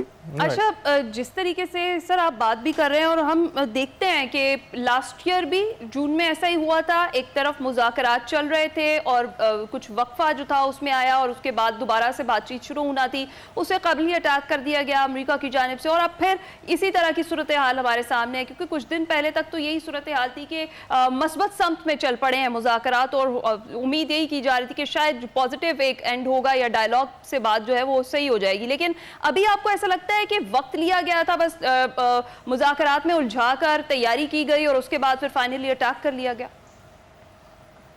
कैसे ही लग रहा है जी, क्योंकि उन्होंने मुज़ाकरात के लिए जो शराइत रखी थी वो बहुत ही कड़ी और सख्त शराइत थी, और वो उनको पता था कि ये ईरानी नहीं मान सकेंगे, तो चुनाचे तसादुम जो है वो नागजीर हो जाएगा। और वो उनका ये भी ख्याल है कि ईरान इस वक्त कमजोर है, क्योंकि जब प्रोटेस्ट हुए बहुत ज्यादा तो उन्होंने ये तासुर पकड़ा कि भाई ये हुकूमत चूंकि बहुत कमजोर हो गई है इक़्तिसादी लिहाज से, इसलिए अगर इस वक्त इस पे दबाव डाला जाए तो ये कोलैप्स कर जाएगी, और उसके बाद जो भी हुकूमत आ जाएगी तो उनको इस बात से कोई खास गरज नहीं है कि कौन सी हुकूमत आती है, क्योंकि वो तो चाहते हैं कि यहाँ अफरा तफरी रहे और ईरान आपस में ही उलझा रहे और इसराइल के लिए कोई खतरा ना डाल सके। वो उनका बुनियादी मकसद था, और मैं खुद भी उसी तरफ चल रहे हैं। राइट, एजाज अहमद चौधरी साहब आपका बहुत बहुत शुक्रिया। फैसल शाह साहब, आपकी जानिब आते हैं। हमने न्यूयॉर्क टाइम्स ओपिनियन का एक दारिया उससे गो थ्रू किया, उसे पढ़ा, तो उसमें ये मेंशन किया गया था कि जो आजकल की वॉरफेयर है वो बदल चुकी है, जिसमें हम ड्रोन स्ट्राइक्स देख रहे हैं, नो मैन एयरक्राफ्ट हैं उनको देख रहे हैं। तो इतना मैसिव स्ट्रक्चर जब पानियों में मौजूद होगा तो आपको लगता है कि it's an easier target for these drones to hit it, या फिर अभी भी वो जो एक पुराना ट्रेडिशनल वॉरफेयर था वो मौजूद है? ये बड़े स्ट्रक्चर आप किसकी बात कर रहे हैं, अमेरिका की या ईरान की? बड़े स्ट्रक्चर यानी उनका जो एयरक्राफ्ट कैरियर्स हैं उनकी बात कर रहा हूँ। हाँ, वो वल्नरेबल हैं, लेकिन एयरक्राफ्ट कैरियर देखिए अकेला तो होता नहीं है, उसके साथ बहुत सारे शिप्स होते हैं जिन्होंने एक शील्ड बनाई होती है जो उसको प्रोटेक्ट कर रहे होते हैं। तो उसमें एयर डिफेंस भी वो कर रहे होते हैं। अगर पानी के ऊपर से कोई थ्रेट आ रहा है तो उसको भी देख रहे होते हैं, समंदर के नीचे से अगर कोई थ्रेट है तो उसको भी देख रहे होते हैं। तो ये पूरे एक शील्ड होता है, पूरा एक फ्लीट होता है जो एयरक्राफ्ट कैरियर को लेके चलता है। तो लेकिन वल्नरेबिलिटी तो है, क्योंकि ड्रोन्स को आप बहुत दूर से डिटेक्ट नहीं कर सकते हैं, बहुत छोटे टारगेट्स होते हैं, लीथल होते हैं, करीब आ जाते हैं। अगर ना आप मार सकें तो वो, क्योंकि अगर आप आयरन डोम इंटरसेप्ट कर सकते हैं तो इन एयरक्राफ्ट को भी तो किया जा बिल्कुल सकता है। आप बाकी भी कर सकते हैं। बिल्कुल आपकी बात सही है कि वो वल्नरेबिलिटी तो है, वो कर सकते हैं। और ईरानियों ने कहा है कि हम अटैक करेंगे इनके बहरी बेड़े को। इसी तरह जो छोटी पोर्ट्स हैं ईरान की मेरा ख्याल है कि उनको ड्रोन से अटैक करना अमेरिकी ड्रोन से या और चीज़ों से मुश्किल होगा, क्योंकि वो बहुत फास्ट स्पीड होती है, बहुत ज़्यादा मैनूवर कर सकती हैं, तो वो अपने आप को बचा सकती हैं। तो ये अब बेसिकली गेम है कि दोनों तरफ से अपने पास जो चीज़ें मौजूद हैं उनको किस तरह बेहतरीन तरीके से इस्तेमाल किया जा सकता है। क्या इसको आगे लेके जाना है, क्या खित्ते को और पूरी दुनिया को इसमें इन्वॉल्व करना है, या फिर इसको यही रोक देना है, बातचीत का सिलसिला शुरू करना है। रिजीम चेंज की भी जहां तक बात होती है, मैं समझता हूं कि ये कोई बहुत आसान मामला नहीं है। और प्रेसिडेंट ट्रंप का ये बयान ही बड़ा मजे का खेज है, ये कहना कि हम अपना जब काम खत्म कर लें तो ईरानी अवाम हुकूमत पे कब्जा कर। लेकिन जहां आपने कहीं रिजीम चेंज करनी होती है वहां आप एक ऑल्टरनेट क़यादत तैयार करते हैं जी हाँ। और फिर उस क़यादत को बेसिकली आप कहते हैं कि जाके टेक ओवर कर। जहां पे आपके पास ऑल्टरनेट क़यादत नहीं है वहां आप अवाम को कह रहे हैं कि अवाम से क्या मतलब है, कौन जाएगा जो प्रेसिडेंट बनेगा, या कौन जाएगा जो सुप्रीम लीडर की सीट लेगा, या कौन होगा जो एडवाइजर्स बनेंगे। तो ये एक प्लान है जो कि बगैर सोचे समझे किया गया है, और एक क्योस है जो क्रिएट करना चाहते हैं, एक प्रेशर है जो वो देना चाहते हैं ईरानियन लीडरशिप को कि जो कुछ हम कह रहे हैं उसको मनो मन मान लो। इजाज चौधरी साहब ने बिल्कुल सही कहा कि वो शराइत ऐसी है कि किसी मुल्क को भी काबिल कबूल नहीं होगी, ईरान के किसी भी कबूल नहीं होगी, लेकिन वो ये चाहते हैं। और मेरा ख्याल है कि सिर्फ तबाही उनकी नजर में है, क्योंकि अमेरिका कहीं और से उठ के आके यहाँ पे ये कैंपेन कर रहा है, इजराइल की जंग लड़ रहा है, और फिर यहाँ से वो वापस चला जाएगा, जो पीछे रह जाएगा वो यहाँ खित्ते के लोग भुगते हैं। जी बिल्कुल। और जिस तरह से शाह साहब खित्ते की अगर हम बात कर रहे हैं, जो ये कशीदगी जिस मकाम पर अभी पहुंच चुकी है, ये रीजनल वॉर की तरफ जाने का खतरा तो नहीं है हमारे लिए? रीजनल वॉर तो मैं नहीं कहूंगा, लेकिन मैं ये जरूर कहूंगा कि देखें बहुत सारे मुल्क इससे इफेक्ट होंगे, और ईरान की कोशिश भी यही होगी कि इससे ज्यादा मुल्क इफेक्ट हो। अभी खित्ते के जो ममालिक इफेक्ट हुए हैं वो उनको इसमें किरदार अदा करना चाहिए, और मैं ये समझता हूँ कि अगर ईरान उनको किरदार अदा करने पर मजबूर करने में नाकाम होता है तो फिर शायद वो ये स्ट्रेट ऑफ हॉर्मुज़ वाले किस्से की तरफ जाए, ताकि जो खित्ते से बाहर के ममालिक हैं जब उनको इसका फर्क पड़े तो वो इसमें जंप इन करें और अमेरिका। तो सर क्या वो ममालिक अब किरदार अदा कर पाएंगे जिन पर अब अटैक किया गया है ईरान की तरफ से? क्या उनका किरदार अदा करना अब बनता है? क्योंकि अगर अटैक ना किया जाता तो मे बी जिस तरह से लास्ट टाइम बातचीत करवाई गई थी, या फिर बहुत सारे ममालिक जो थे वो चाहते थे कि डायलॉग पर बात आ जाए और इस तरह की कशीदगी ना हो, लेकिन अब जब उन पर खुद पर अटैक हुआ है तो क्या वो ईरान को सपोर्ट करेंगे? देखिए, ईरान ने एक चीज बड़ी वाज़ेह कर दी थी कि अगर उसके ऊपर लिमिटेड स्ट्राइक हुई तो वो इसको फुल फ्लैज जंग तस्वुर करेगा और उसका जवाब देगा। और जवाब देने में उसने ये भी वाज़ेह कर दिया था कि अमेरिका के जो भी मफादात हैं, जो भी अड्डे हैं इस खित्ते में, जिन ममालिक में भी है वो उनको भी अटैक करेगा। उसने ये भी कह दिया था कि जो मुल्क अमेरिका का साथ देगा मैं उसको दुश्मन तस्वुर करूंगा। इसीलिए आपने देखा कि बहुत सारे अरब ममालिक ने अपनी फजाई हुदूद भी अमेरिका को इस्तेमाल करने से मना कर दी थी। तो अब ये अगर अटैक्स ईरान ने अभी किए हैं तो ये अमेरिकी मफादात के खिलाफ किए हैं, और मेरा ये ख्याल है कि ईरान ने उन ममालिक को ये बता दिया होगा कि आपके खिलाफ मेरा कुछ नहीं है, कोई लेना देना नहीं है, ये मैं अमेरिकी मफादात के खिलाफ कर रहा हूँ। तो उन ममालिक का अभी भी मेरा ख्याल है कि ये हक और फर्ज बनता है कि वो अपना रोल अदा करें, बजाय इसके कि वो ईरान को ब्लेम करें। मेरा ये ख्याल है कि राइट, बिल्कुल ठीक। शाह साहब आपका बहुत बहुत शुक्रिया। इस वक्त कामरान यूसुफ साहब भी हमारे साथ मौजूद हैं, तजियाकार हैं, आलमी अमूर पर गहरी नज़र रखते हैं। कामरान साहब, इस वक्त आप क्या देख रहे हैं, जो सूरत हाल बन रही है, मार्केट्स किस तरह से अफेक्ट होंगी? देखिए जो मार्केट्स हैं वो तो ऑब्वियसली कल तो अभी इतवार है, मंडे को जब मार्केट्स खुलेंगी इस रीजन में पूरी दुनिया में, तो जाहिर है कि उसका एक बहुत ज्यादा मनफी असर पड़ेगा और उस वक्त तक मजीद भी सूरत हाल जो है वाज़ेह हो जाएगी। बट ओवरऑल जो इस वक्त सिचुएशन नजर आ रही है, एक तो अमेरिका और इसराइल की तरफ से जो हमले किए जा रहे हैं वो पहले के मुकाबले में काफी ज्यादा मैसिव हैं, और उससे भी ज्यादा इंपॉर्टेंट बात यह है कि जो ईरान की तरफ से इस दफा रिस्पॉन्स है पहले के मुकाबले में।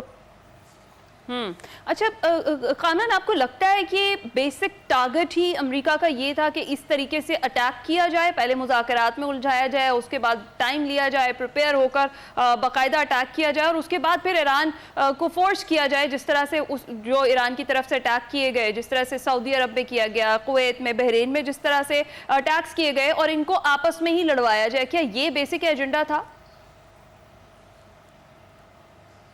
कामरान, आप सुन पा रहे हैं हमें? गालिबन कामरान यूसुफ साहब से हमारा राब्ता मुनक़ता हो गया। दोबारा राब्ता करते हैं, उनसे भी उनकी राय जानेंगे कि इस वक्त की जो सूरत हाल है, कशीदा सूरत हाल है, उसमें वो क्या ओपिनियन रखते हैं। ये जो कशीदा सूरत हाल है ये एस्केलेशन की जानिब जाएगी या डी एस्केलेशन होगी, ये फिर जो एक प्रीएम्प्टिव स्ट्राइक्स की गई हैं बताए बगैर जो हमला किया गया है इसराइल और अमेरिका की जानिब से ईरान पर, देखना ये पड़ेगा कि इसके दूरस नताइज क्या होंगे और इसके साथ जिन्होंने ये स्ट्राइक्स की हैं क्या वही इसे कॉल ऑफ करेंगे या फिर ईरान ने जिस तरह से पहले दावा किया था कि अगर उन पर दोबारा स्ट्राइक की गई तो वो अपनी मर्जी और अपने वक्त के मुताबिक जो है रिस्पॉन्ड करेंगे, जैसा कि उन्होंने रिस्पॉन्ड किया भी। हमने देखा उन ममालिक को भी जहां पर इनके अड्डे मौजूद थे, इनकी तंसीबात मौजूद थी, उन पर स्ट्राइक किया और ये कहा कि जिस सरजमीन से उन पर हमला किया जाएगा वो उसी सरजमीन पर जवाब देंगे। वो हमने देखा कि ईरान ने ऐसा करके फिर दिखाया। तेहरान ही नहीं, उनके बहुत से शहरों पर हमले किए गए और एक साथ किए गए। हमने देखा कि ईरान ने भी उसी तरह से एक साथ रिस्पॉन्स किया और जो लोग इसमें एलिमेंट ऑफ सरप्राइज देख रहे थे, शायद ये एलिमेंट ऑफ सरप्राइज अब बाकी नहीं रहा, क्योंकि दोनों जानिब से ऐसी स्ट्राइक्स की गई हैं जो कि प्री मेडिटेटेड ही हो सकती थी, पहले से डिसाइड शुदा ही हो सकती थी। तो ये देखना बहुत जरूरी है कि जहां पर एक जानिब मुज़ाकरात जारी थे, वहीं पर ये एक्सपेक्टेशन भी मौजूद थी कि कहीं ना कहीं अगर कोई चूका तो ये हमले हो सकते हैं और उसका जवाबी वार भी किया जाएगा। हमने देखा कि बहुत सी स्ट्राइक्स हुई, बहुत सी ऑर्गेनिक स्ट्राइक्स मौजूद थी जो कि ईरान के अंदर ही मौजूद थी और हुकूमत मुखालिफ थी, लेकिन हमने ये भी देखा कि फिर वो हुकूमत मुखालिफ प्रोटेस्ट थे वो ख़त्म हो गए और इन 2 महीने के अरसे में हमने देखा कि जो एक्सपेक्टेशन उन स्ट्राइक्स से की जा रही थी मगरिब की जानिब से वो पूरी नहीं हो सकी। बिल्कुल ऐसा ही है। अभी आपको वॉर रूम लिए चलते हैं, वहाँ पर दानिश भट्ट मौजूद हैं, कुछ दीगर जो ब्रेकिंग्स है वो शामिल करते हैं और उसके बाद फिर वापस आते हैं। Over to you Danish.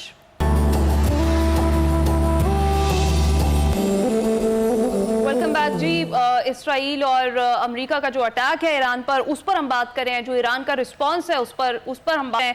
हमें ज्वाइन कर चुके हैं air vice marshal retired Ejaz Malik साहब, उनसे बात करते हैं। बहुत शुक्रिया सर आपके वक्त का। जिस तरीके से ये अटैक हुआ और जिस तरीके से इसका ईरान ने जवाब दिया, क्या कहेंगे आप?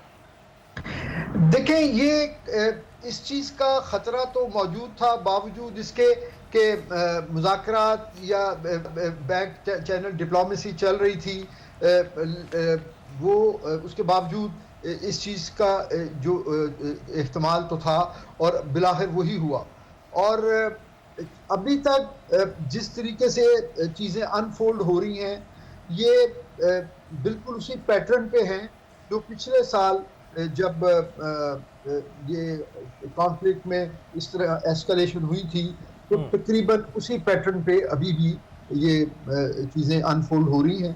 और हम तो ये दुआ कर सकते हैं कि मज़ीद एस्केलेशन ना हो और ये इस रीजन का जो अमन है वो दोबारा से। बिल्कुल ठीक कह रहे हैं मलिक साहब। कैसे देखते हैं आप इसको कि किसी जानिब जब स्ट्राइक्स की जाती हैं तो उनको हम प्रीएम्प्टिव स्ट्राइक्स बोलते हैं और कभी जब स्ट्राइक्स होती हैं तो हम उनको अनप्रोवोक्ड स्ट्राइक्स बोलते हैं। डिफरेंस भी बताइएगा और बताइएगा कि कब हम प्रीएम्प्टिव कहते हैं और कब अनप्रोवोक्ड कहते हैं।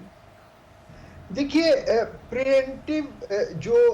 प्रीएम्प्टिव स्ट्राइक्स जो हैं उसकी जो एक्सेप्टेड डेफिनेशन है वो ये है कि जब आपके मुल्क के ऊपर या आपके इंटरेस्ट के ऊपर एक अटैक इमिनेंट हो, आपके पास थ्रू ISR यानी इंटेलिजेंस सर्वेलेंस और रिकॉनेसेंस के जरिए आपके पास ये क्रेडिबल इंफॉर्मेशन हो कि दूसरा फरीक जो है वो आप पर हमला करने की ताकत भी रखता है और अब उसकी नीयत भी है। खाली ताकत होना किसी के पास वो थ्रेट नहीं है।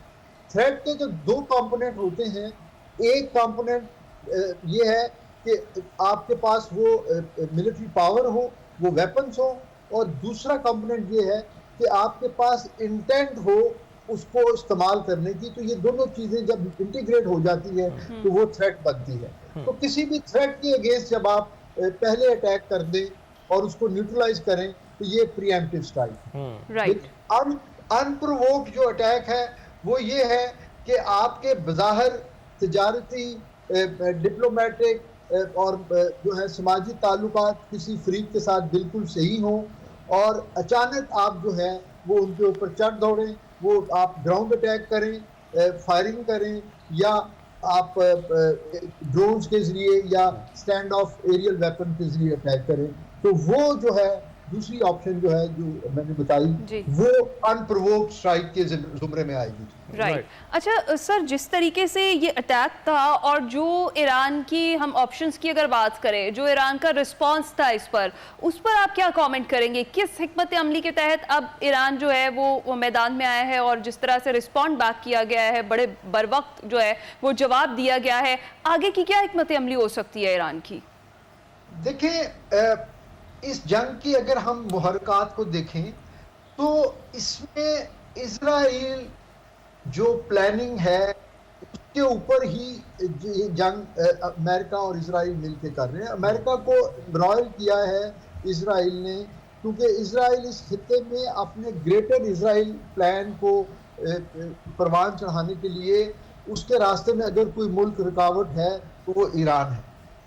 तो उसके बाद आप ये देखें कि ईरान ने तो बिल्कुल ये पहले से इस चीज़ का ऐलान किया था कि हमारा अगर हम पे हमला होता है तो उसके रिस्पांस में सबसे पहले हम इजराइल पे अटैक करेंगे और उसके बाद इस खित्ते में अमेरिकन एसेट्स जहां भी हमें अवेलेबल होंगे, हम हमारी रीच में होंगे, हम उनको अटैक करेंगे। तो वो ईरानियन पॉलिसी तो बड़ी वेल डिक्लेयर्ड थी और उन्होंने उसी के मुताबिक जो है वो अभी तक चल रहे हैं। राइट। तो मलिक साहब, वैसे तो ये अक्सर जब थिंक टैंक्स बैठे होते हैं अमेरिकी तो ये कहते हैं कि अमन का कोई टाइम नहीं होता, अमन का वही टाइम होता है जिसमें आप सब लोग रीलोड कर रहे होते हैं।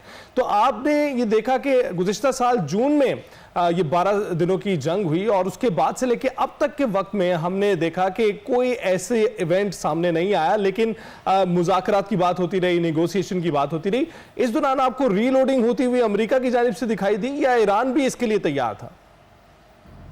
नहीं, दोनों ही तैयार थे जी मेरे ख्याल में, और उसका वो इजहार भी करते रहे हैं। आप देखिए उसी सांस में एक जगह जो है वो प्रेसिडेंट ट्रंप जो हैं वो कोई अमन की या मुज़ाकरात की बात कर रहे होते थे और दूसरी जगह जो है वो अपने नए वेपन जो है उनको इंडक्ट कर रहे थे इस थिएटर में। अपने उनके जो स्ट्राइक एलिमेंट्स हैं, नेवल स्ट्राइक एलिमेंट्स हैं, कैरियर ग्रुप्स हैं, उनको मूव करने का ऑर्डर दे रहे होते थे। तो ये, और इसी तरह ईरान ने भी अपनी रेड लाइन्स जो हैं, ईरान ने बिल्कुल हमेशा से उनका एक ही स्टांस था कि हमारा कोई न्यूक्लियर एम्बिशंस नहीं है, हम सिर्फ एक पुरअमन न्यूक्लियर टेक्नोलॉजी चाहते हैं। न्यूक्लियर एनरिचमेंट के ऊपर, यूरेनियम एनरिचमेंट के ऊपर हम बात करने को तैयार हैं, लेकिन अपने बैलिस्टिक मिसाइल प्रोग्राम पे हम बात नहीं करेंगे, और अगर हमारे ऊपर अटैक हुआ तो हम इजराइल और अमेरिकन इंटरेस्ट को हिट करेंगे। तो ये बिल्कुल चीज़ें ये तो एलानिया तौर पर हो रही। राइट। तो सर, अभी मुस्तकबिल करीब में ये जो हालिया कशीदगी है या जो ये जंग है, इसको आप इख्तिताम पजीर होता हुआ देख रहे हैं? क्योंकि जो सिचुएशन है ये वर्स है लास्ट टाइम से जो जून में हुआ था उसके बरक्स। देखिए, अल्टीमेटली ये मैं ये तो नहीं कह सकता कि प्रोलॉन्ग होगी या नहीं होगी, होना नहीं चाहिए मेरे ख्याल, और लेकिन बात ये है कि ये हम इसलिए प्रेडिक्ट नहीं कर सकते कि किसी जंग के अगर स्टेटिक ऑब्जेक्टिव्स हों तो उसके हासिल होने तक वो जंग जारी रहना चाहिए। राइट। तो मलिक साहब, यहाँ पे जी ऑब्जेक्टिव है नहीं, क्योंकि अगर ईरान की न्यूक्लियर कैपेबिलिटी को तबाह करना मकसद है तो वो तो अमेरिका ये क्लेम करता था और करता रहा है कि वो तो हमने पिछले साल ही तबाह कर दी थी, तो अब वो किस चीज को तबाह करने के लिए दोबारा आना चाहते हैं। राइट। बहुत बहुत शुक्रिया मलिक साहब हमसे गुफ्तगू करने के लिए। और जैसे कि हमारे दिफाई तज्जियाकार भी कह रहे हैं कि इस तरह की सिचुएशन पहले से एक्सपेक्टेड थी, दोनों जानिब से, दोनों तैयार बैठे थे, मुज़ाकरात की टेबल पर भी थे और मुज़ाकरात के अलावा भी अपनी तैयारियां भरपूर किए हुए थे, जिसकी वजह से जब ये स्ट्राइक्स हुई हैं तो उसका रद्दअमल भी उतना ही भरपूर हमें दिखाई दिया है। ब्रेक के बाद हाजिर होंगे।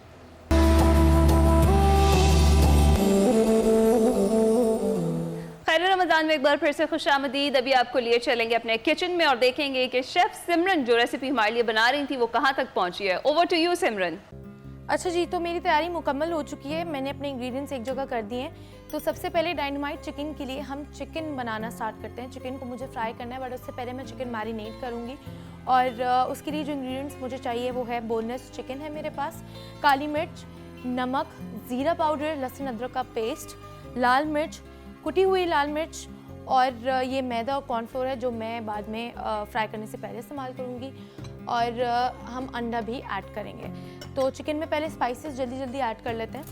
स्पाइसेस के लिए मुझे 1 टीस्पून लहसुन अदरक का पेस्ट डालना है, 1 टीस्पून ज़ीरा पाउडर डालना है, 1 टीस्पून काली मिर्च डालनी है, 1 टीस्पून कुटी हुई लाल मिर्च डालनी है, और आधा टीस्पून मुझे लाल मिर्च डालनी है, और हस्बे ज़ायका मैंने नमक ऐड कर दिया। अच्छा, बहुत ही ये इजी मैरिनेशन है इसकी। आपको सिर्फ मसाले सारे गैदर करके इसको फिल इन करने हैं। इसको मैं मिक्स कर लेती हूँ जल्दी से।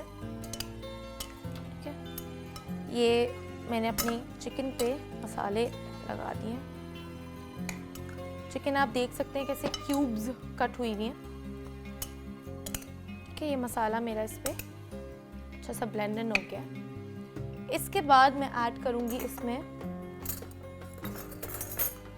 5 टेबलस्पून्स मैदा,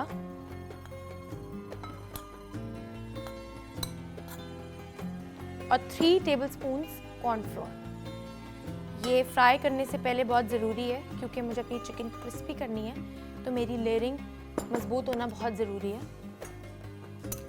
इसके साथ साथ मैं आपको ये बताती चलूँ कि खैर ख्वाह के साथ ताउन किया है कई ब्रांड्स ने, जिसमें शामिल है हमदर्द के मसाले। हमदर्द के मसाले बहुत जायकेदार और ऑथेंटिक होते हैं। इसके साथ रूह अफ़ज़ा है, 7 अप है, कनौर के सारे सॉसेस हैं, और हमारे साथ इंश्योर है, ग्लूसरना डायबिटिक पेशेंट्स के लिए बहुत अच्छी चीज़ है, और ये सिर्फ उसके लिए नहीं, आपका वज़न कम करने के लिए भी हेल्प करती है। और इसके साथ साथ हमारा डालडा का ऑयल है। तो ये आप देख सकते हैं मैंने इसको अच्छे से परफेक्टली मिक्स कर दिया। अच्छा, इसके साथ साथ मैं ऑयल भी डाल देती हूँ जब तक ये गर्म हो जाएगा। ऑयल पैन में ऐड कर देते हैं। ऑयल में इस्तेमाल करी हूँ अपना डालडा कॉर्न ऑयल, क्योंकि डालडा लाया 100% प्योर कॉर्न ऑयल, और सबसे अच्छी बात ये कि कोलेस्ट्रॉल फ्री है ये। और रमज़ान में क्योंकि ऑयल की कंजप्शन बहुत होती है, तो Dalda corn oil is the perfect choice अगर आपको हेल्दी ऑप्शन के लिए जाना है। तो इसके साथ आप बिल्कुल बेफिक्र होके अपनी फ्राइंग, अपनी कुकिंग कर सकते हैं। This is heart healthy and 100% pure. ये डालडा का मैंने कॉर्न ऑयल इसमें ऐड कर दिया। सबसे अच्छी बात है कि ये डालडा जो है अब स्टैंडअप पाउच फॉर्मेट्स में भी अवेलेबल है, और उसको यूज़ करना इतना आसान हो गया है, वरना बॉटल से और वैसे डालने से बहुत गंदगी मच जाती है। बट ये स्टैंडअप पाउचेस जो हैं ये पर्सनली बहुत इजी टू यूज़ हो गए हैं, और बहुत आसान कर दिया डालडा वालों ने तेल का इस्तेमाल करना। ठीक है, ये चिकन को मैं मैरिनेट करना है मुझे थोड़ी देर के लिए। जब तक मेरी चिकन रखी हुई है, सॉस की तैयारी कर लेते हैं डायनामाइट चिकन की। डायनामाइट चिकन के सॉस के लिए इंग्रेडिएंट्स बता देते हैं। ठीक है, तो डायनामाइट चिकन का जो हम सॉस बनाएंगे, ऑरेंज सॉस बनता है डायनामाइट चिकन का, उसके लिए इस्तेमाल होगा mayonnaise, ginger powder, chilli sauce, tomato ketchup जो कि हमारा कनौर का केचप है, और नमक। ठीक है, ये मैं साइड कर देती हूँ। चिकन में लास्ट स्टेप मैंने ऐड करना है फ्राई करने से पहले अंडा। एक अंडा मैं इसमें तोड़ लेती हूँ। ये अंडा इसमें मैंने तोड़ लिया है। ये आप लोग देख सकते हैं चिकन हमारी किस तरह लग रही है। अब ये जैसे ही तेल गर्म होगा हम लोग इसको फ्राइंग के लिए ऐड ऑन कर देते हैं। ठीक है, सॉस के लिए हम लोगों को विनेगर भी ऐड करना है, थोड़ा सा ही करना है बट विनेगर भी ऐड होगा। तो 1 कप मायोनीज़ मेरे पास बोल में ऑलरेडी यहाँ पे है। 1 कप मायोनीज़ के अंदर मुझे यहाँ पे डालना है 3 टेबलस्पून केचप, जो कि मेरा अपना कनौर का केचप है। ये कनौर का केचप मैं इस्तेमाल कर रही हूँ अपने सॉस के लिए। 2 टीस्पून चिली सॉस, बिल्कुल थोड़ा सा नमक और ½ टीस्पून इसमें काली मिर्च डल गई, और बिल्कुल पिंच के करीब मैंने इसमें जिंजर पाउडर डाल दिया। इसमें मैं अपना 1½ टीस्पून विनेगर ऐड कर रही हूँ।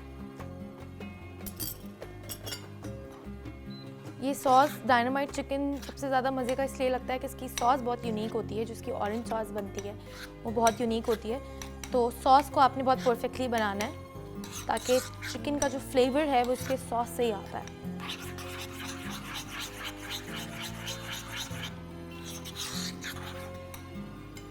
ठीक है, ऑयल मेरा हो चुका है। मैं इसको स्पैचुला की हेल्प से चिकन को हम फ्राई कर देते हैं।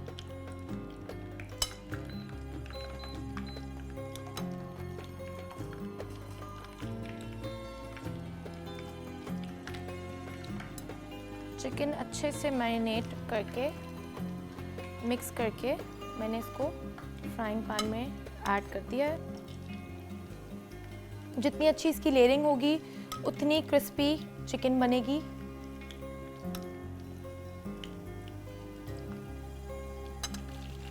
चिकन मैंने फ्राई करने के लिए डाल दी है।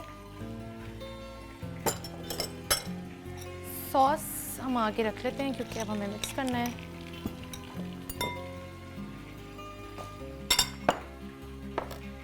डायनामाइट चिकन को हम गार्निश करेंगे हरी प्याज से और सेसमे सीड से। जब तक मेरी चिकन फ्राई हो रही है हम लोग डेजर्ट के बारे में थोड़ी सी बात कर लेते हैं। तो आज हम बनाने वाले हैं बनाना कस्टर्ड और बहुत ही आसान है, बेसिक इंग्रेडिएंट्स हैं। मैं इंग्रेडिएंट्स आप लोग को बता देती हूँ। तो इंग्रेडिएंट्स के लिए सबसे पहले मोस्ट इम्पॉर्टेंटली हमारे पास बनाना कस्टर्ड का पाउडर है, बनाना है कटे हुए, ये केक है, ये प्लेन केक है जो किसी भी बेकरी से रेडिली अवेलेबल होता है। तो करना हमने ये है कि जब मैं केक के स्लाइसेस कर दूंगी तो अपनी जो मेरा सर्विंग डिश है पहले मैं इसको केक से लाइन अप करूँगी, उसके ऊपर अपना कस्टर्ड का मिक्सचर डालूँगी, फिर हम लोग उस पर बनाना स्लाइसेस टॉपिंग करेंगे और जेली यूज़ करेंगे। जेली भी मेरे पास तैयार है, पहले इसको हम कर लेते हैं।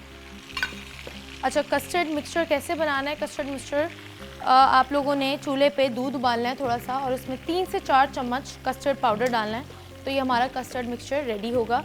कस्टर्ड मिक्सचर बनाना बहुत इजी है, 5 से 10 मिनट लगता है, हमारा कस्टर्ड का मिक्सचर रेडी होता है।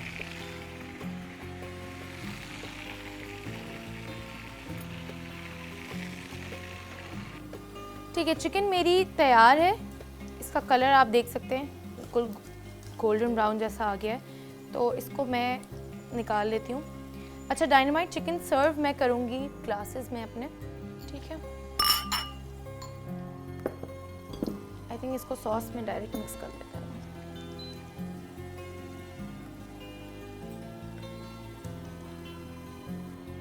ठीक है, ये चिकन मेरी रेडी है।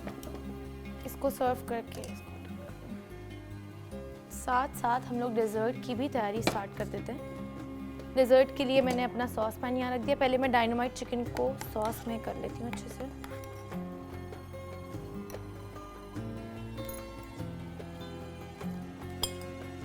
ये इसको मैं सॉस में डालूंगी, अच्छे से ये सॉस में हो जाए और फिर हम इसको करेंगे सर्व।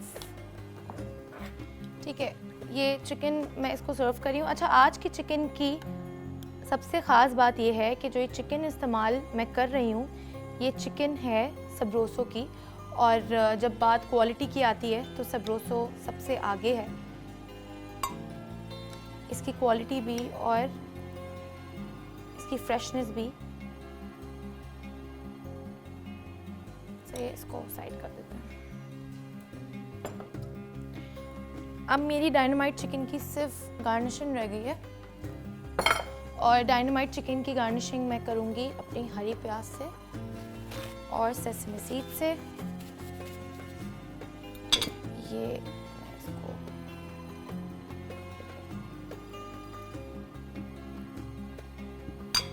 ये मेरी डायनामाइट चिकन रेडी है। अब हम चलते हैं डेज़र्ट की तरफ। अच्छा, तो डेज़र्ट के लिए इंग्रेडिएंट्स वैसे मैंने आपको बता दिए थे, मैं एक और दफ़ा बता देती हूँ। इंग्रेडिएंट्स मेरे पास पहले है बनाना कस्टर्ड, बनाना स्लाइस्ड है, ये केक है जो कि किसी भी बेकरी पर रेडिली अवेलेबल होता है, और मैं यूज़ करूँगी अपना मिल्क पैक जो कि है UHT treated full cream milk है। और करना हमने ये है कि थोड़ा सा दूध सॉस पैन में डालना है। 1 कप के करीब मैंने दूध अपना सॉस पैन में डाल दिया। अच्छा, आप लोग चाहें तो कस्टर्ड को शॉट्स में भी सर्व कर सकते हैं, ग्लास में भी कर सकते हैं। मैं डिश इस्तेमाल कर रही हूँ बड़ी, और ये मेरी जेली आ गई है टू टॉप इट। दूध को हम उबालेंगे और जब दूध में बॉईल आ जाएगा तो इसमें 3 to 4 स्पून मुझे कस्टर्ड डालना है, बनाना कस्टर्ड डालना है, और इसको पकाना है जब तक ये गाढ़ा ना हो जाए। तब तक हम लोग केक के स्लाइसेस कट कर लेते हैं। अच्छा, केक के स्लाइसेस ना ज़्यादा मोटे काटने हैं ना ज़्यादा पतले काटने हैं, बिल्कुल दरमियाने इसकी थिकनेस हो ताकि कस्टर्ड इसमें अच्छे से ब्लेंड इन हो जाए। इस तरह से डिश में केक की लाइनिंग करनी है। बहुत ही मज़ेदार रेसिपी है, बहुत ही इजी रेसिपी है। जल्दी से अगर मीठे का कुछ समझ नहीं आ रहा होता तो ये आप लोग तैयार कर सकते हैं। ठीक है, दूध में बॉईल आ गया है और इसमें ऐड करना है बनाना कस्टर्ड। अगर आपको दूध ज़्यादा पतला लगे तो आप लोग कस्टर्ड और ग्रेजुअली ऐड ऑन इंक्रीज़ कर सकते हैं। मिल्क मैंने इस्तेमाल किया है नेस्ले का, और नेस्ले की ख़ास बात यह है कि इसमें प्रिजर्वेटिव्स नहीं है, और जिस वजह से बहुत हेल्दी है, फ्रेश है। दूध में उबाल आ गया है। कस्टर्ड पाउडर को पहले थोड़ा सा पानी में घोल लेते हैं, फिर इसको हम अपने मिक्सचर में ऐड कर देंगे। ठीक है,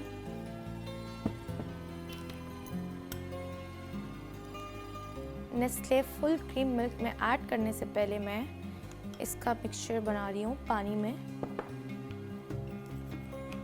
ठीक है, ये नेस्ले मिल्क पैक में ऐड हो गया है।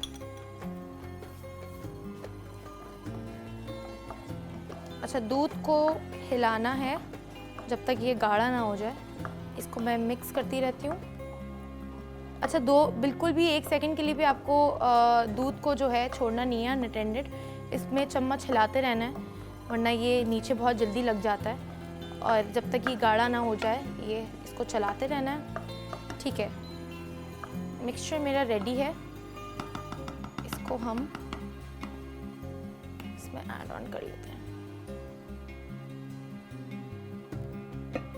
जब ये आप फ्रिज में रखेंगे तो ये कस्टर्ड का मिक्सचर वैसे भी और गाढ़ा हो जाएगा।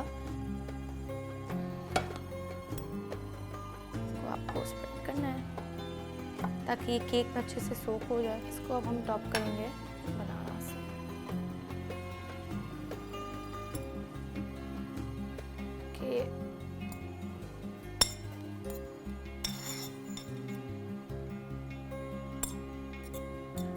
बनाना के स्लाइसेस डाल दिए। इस पे अब हम जेली की टॉपिंग कर लेते हैं।